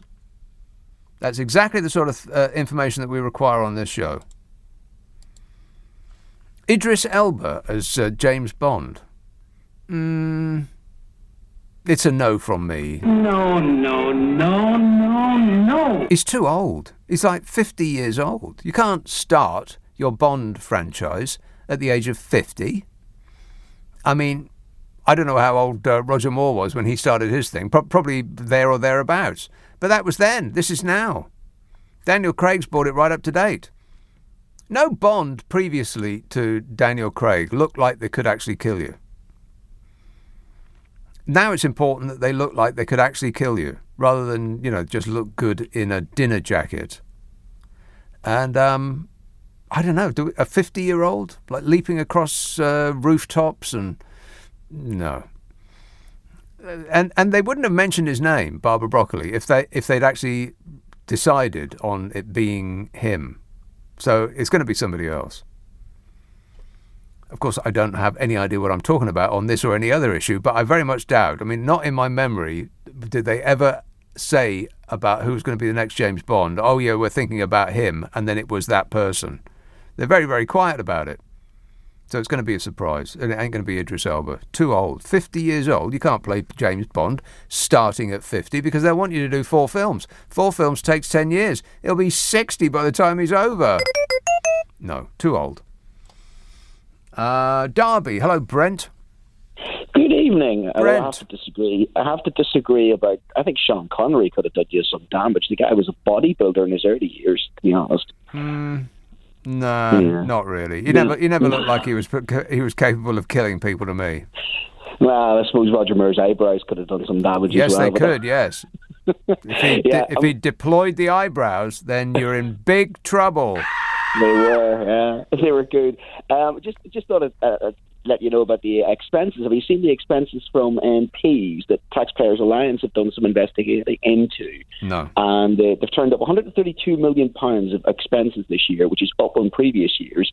And the worst offender is £280,000 for the top offender, and that was Darren Henry in Broxtowe. And apparently he said it was a very difficult year for his staff.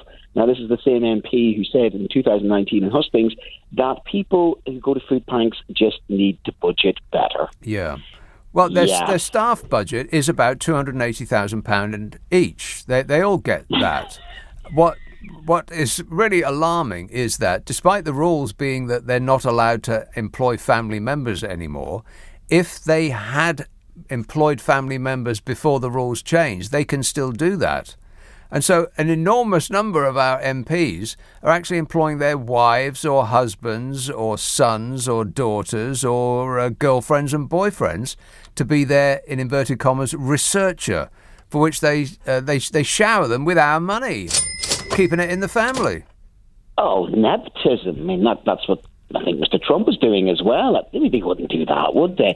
I mean, the best part of it is that, of course, he basically also turns around and says that these people just don't know how to budget, but they also, why don't they use some payday loans or something like that?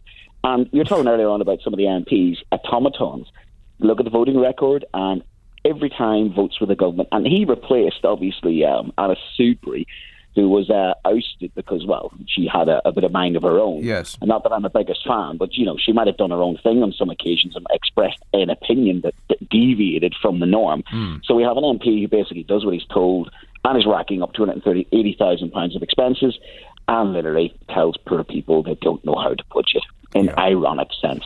Right. OK, thanks for the bad news, Brent. 0345 6060 973.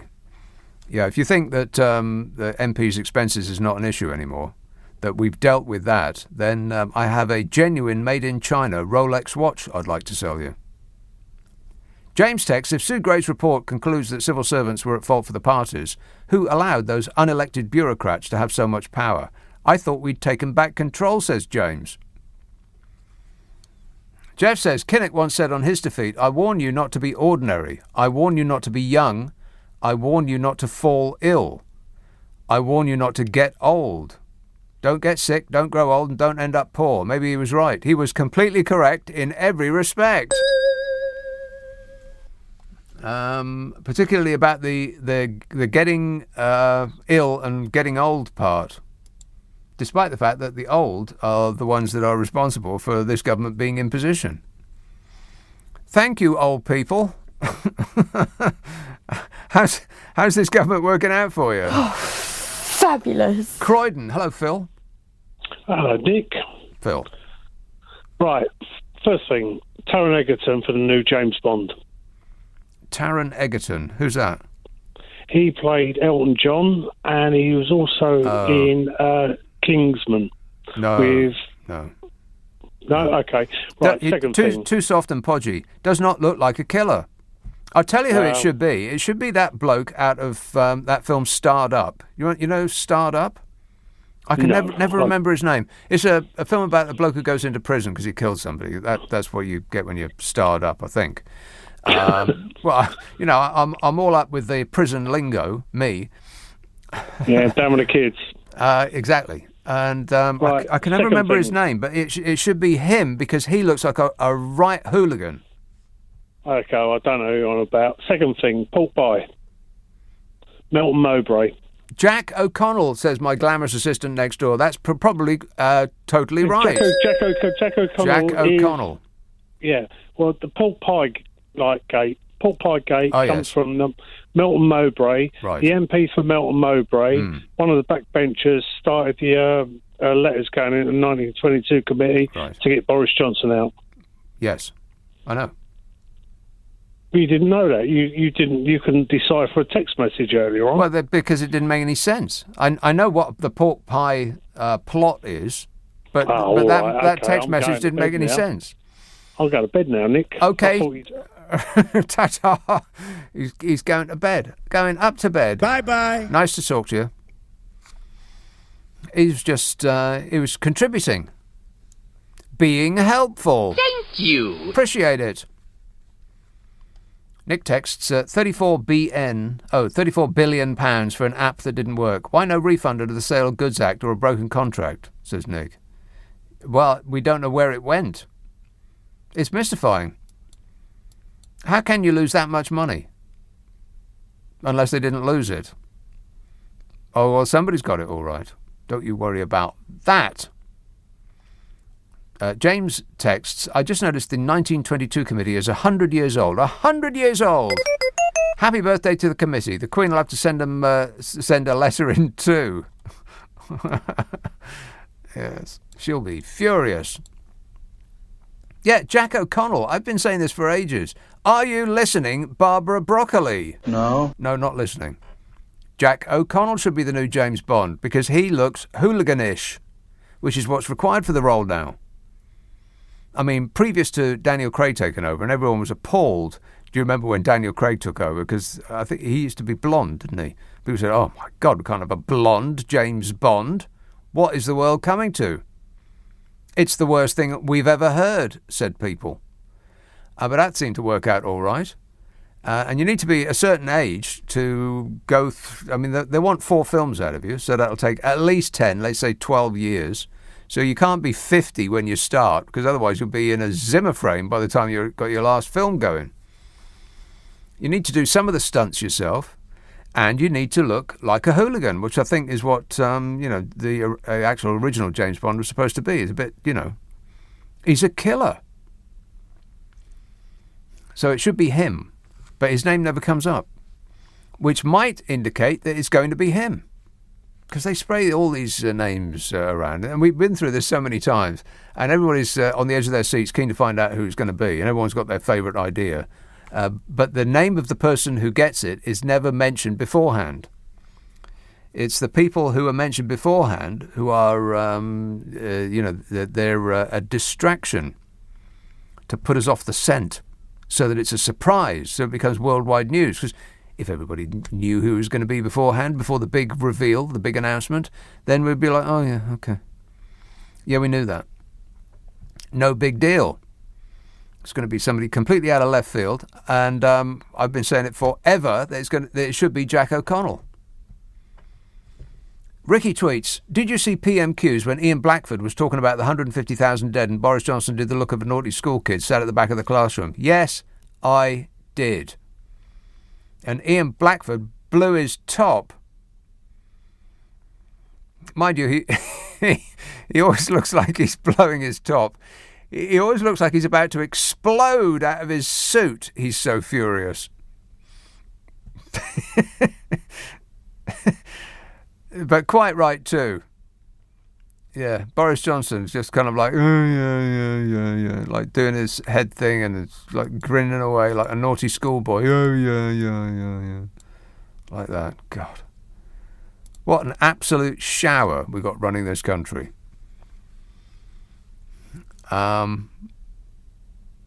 Ewan texts, that's right, Nick. Heaven forbid we ended up with the free broadband guy. Oh, what? Jezza. Uncle Jezza, yeah.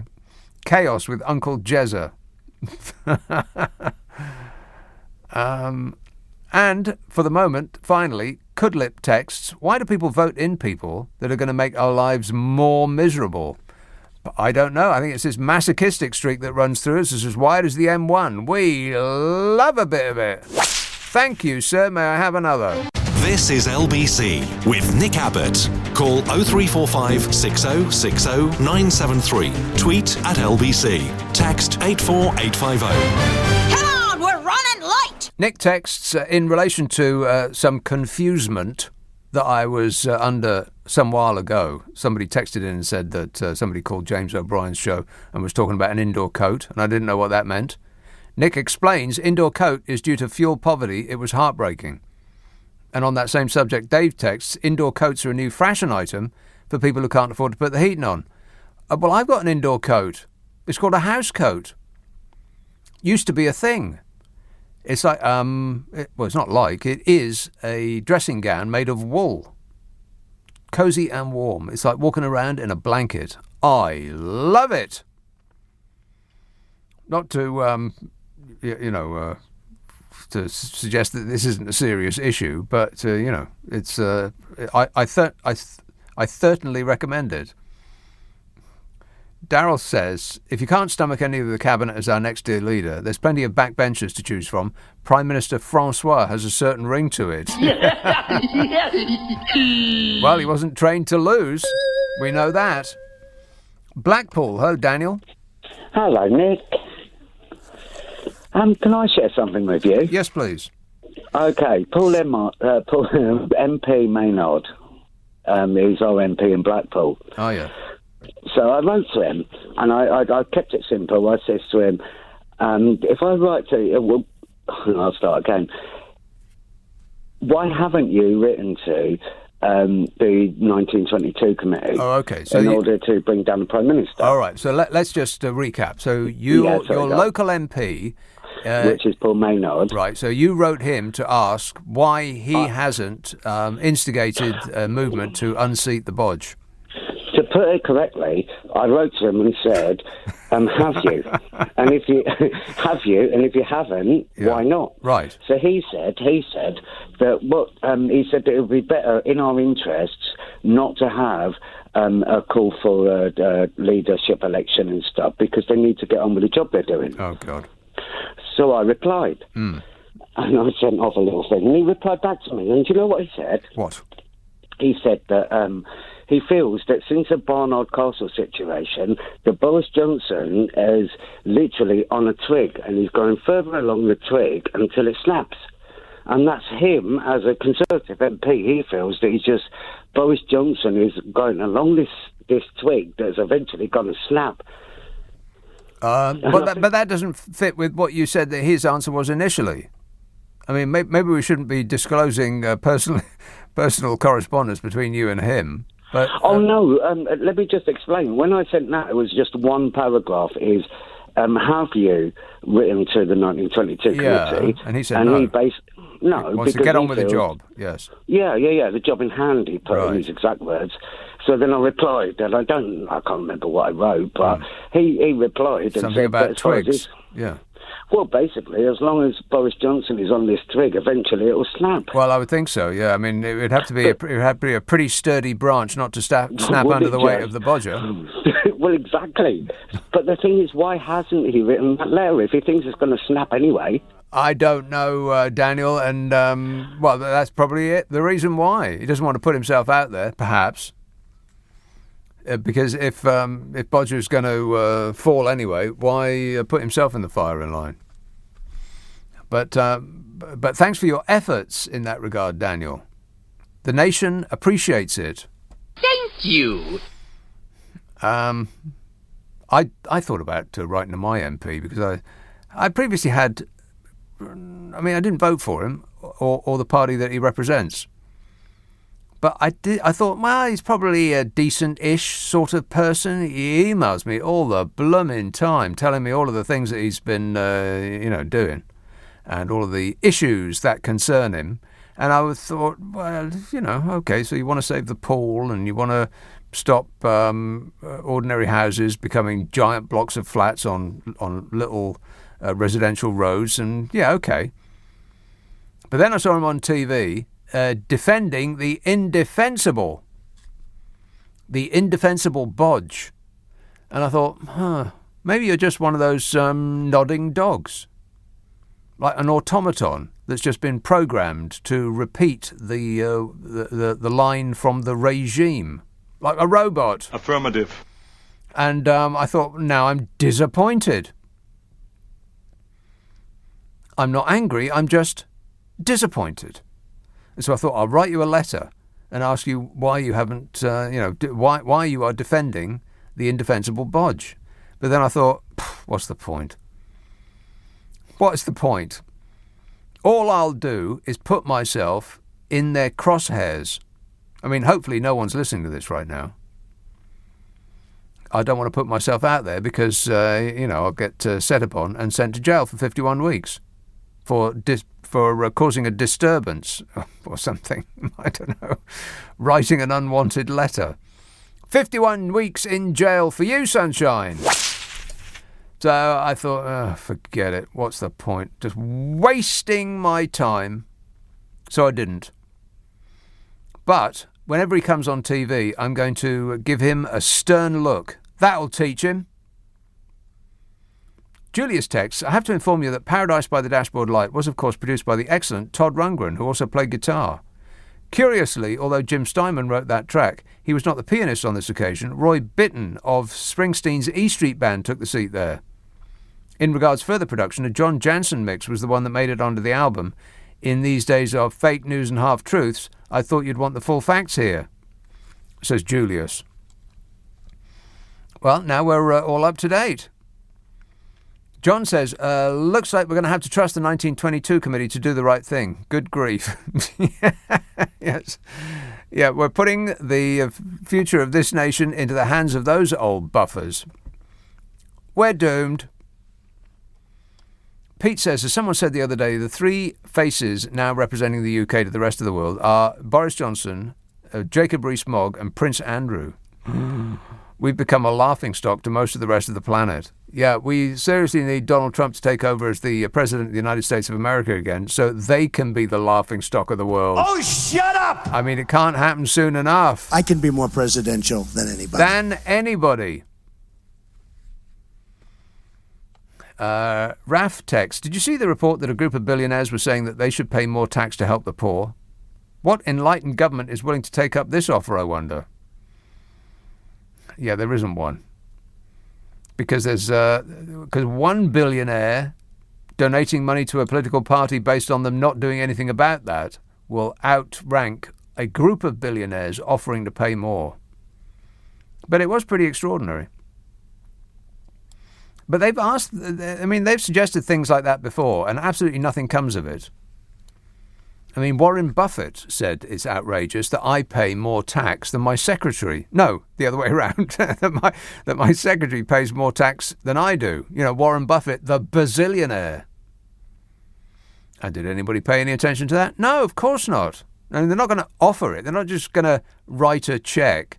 You're going to have to get it out of them, which means increasing taxes on the rich. But as we know, when anybody even suggests such a thing, it will be the ruination of this once great nation if we decide to tax the rich a little bit more.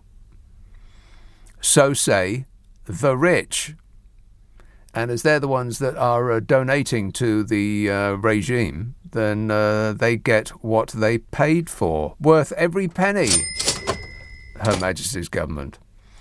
I'm going to be back tonight at 10 o'clock when I'll try to get through the million emails and texts and so on that I didn't get around to tonight. And whatever occurs between now and then, I'll chew it up and spit it out. If you stick around, Ian Payne will delight from 4 o'clock, but right now it's Clive Bull. Thanks very much, Nick. And coming up then, with so much political focus on Partygate, Boris Johnson's future, how important do you think that scandal really is? And is it in danger of obscuring more important things like the looming cost of living crisis? What do you care more about? Partygate, COVID, cost of living, or maybe war with Russia? Also, tensions remain on the Russian border, so we'll be asking whether the West should be standing up to President Putin or keeping well out of it. And are you ready for a microchip to be connected to your brain? Elon Musk says he's working on it. That and much more, 0345 6060 973. On your radio, on Global Player, and Play LBC. leading Britain's conversation. This is LBC. From Global's newsroom at 1 o'clock, the Prime Minister's official spokesman says any evidence of bullying and intimidation of Tory MPs by government whips will be looked at very carefully. The allegations have been fuelled by Christian Wakeford of Bury South, who defected to Labour on Wednesday, and also by Tory MP William Ragg, who, it's understood, will talk to detectives about his concerns next week. Meanwhile, new details have emerged about a Downing Street drinks party the night before Prince Philip's funeral. The Telegraph say celebrations went on until 1 a.m. and there are photos and texts documenting the evening. Boris Johnson, who wasn't there, apologised to the Queen about it. These people in Bolton are divided on what should happen next. For somebody else to be organising boozy parties is just too much. The law is for everybody. Everything that's gone on is like crashing the car, and the parties are just like somebody scratched it. Is that the most exciting thing in the news right now? That Boris had a party? Is that it? Wow. It's on. It's on. It's on. It's on. It's on. It's on. It's on. It's on. It's on. It's on. It's on. It's on. It's on. It's on.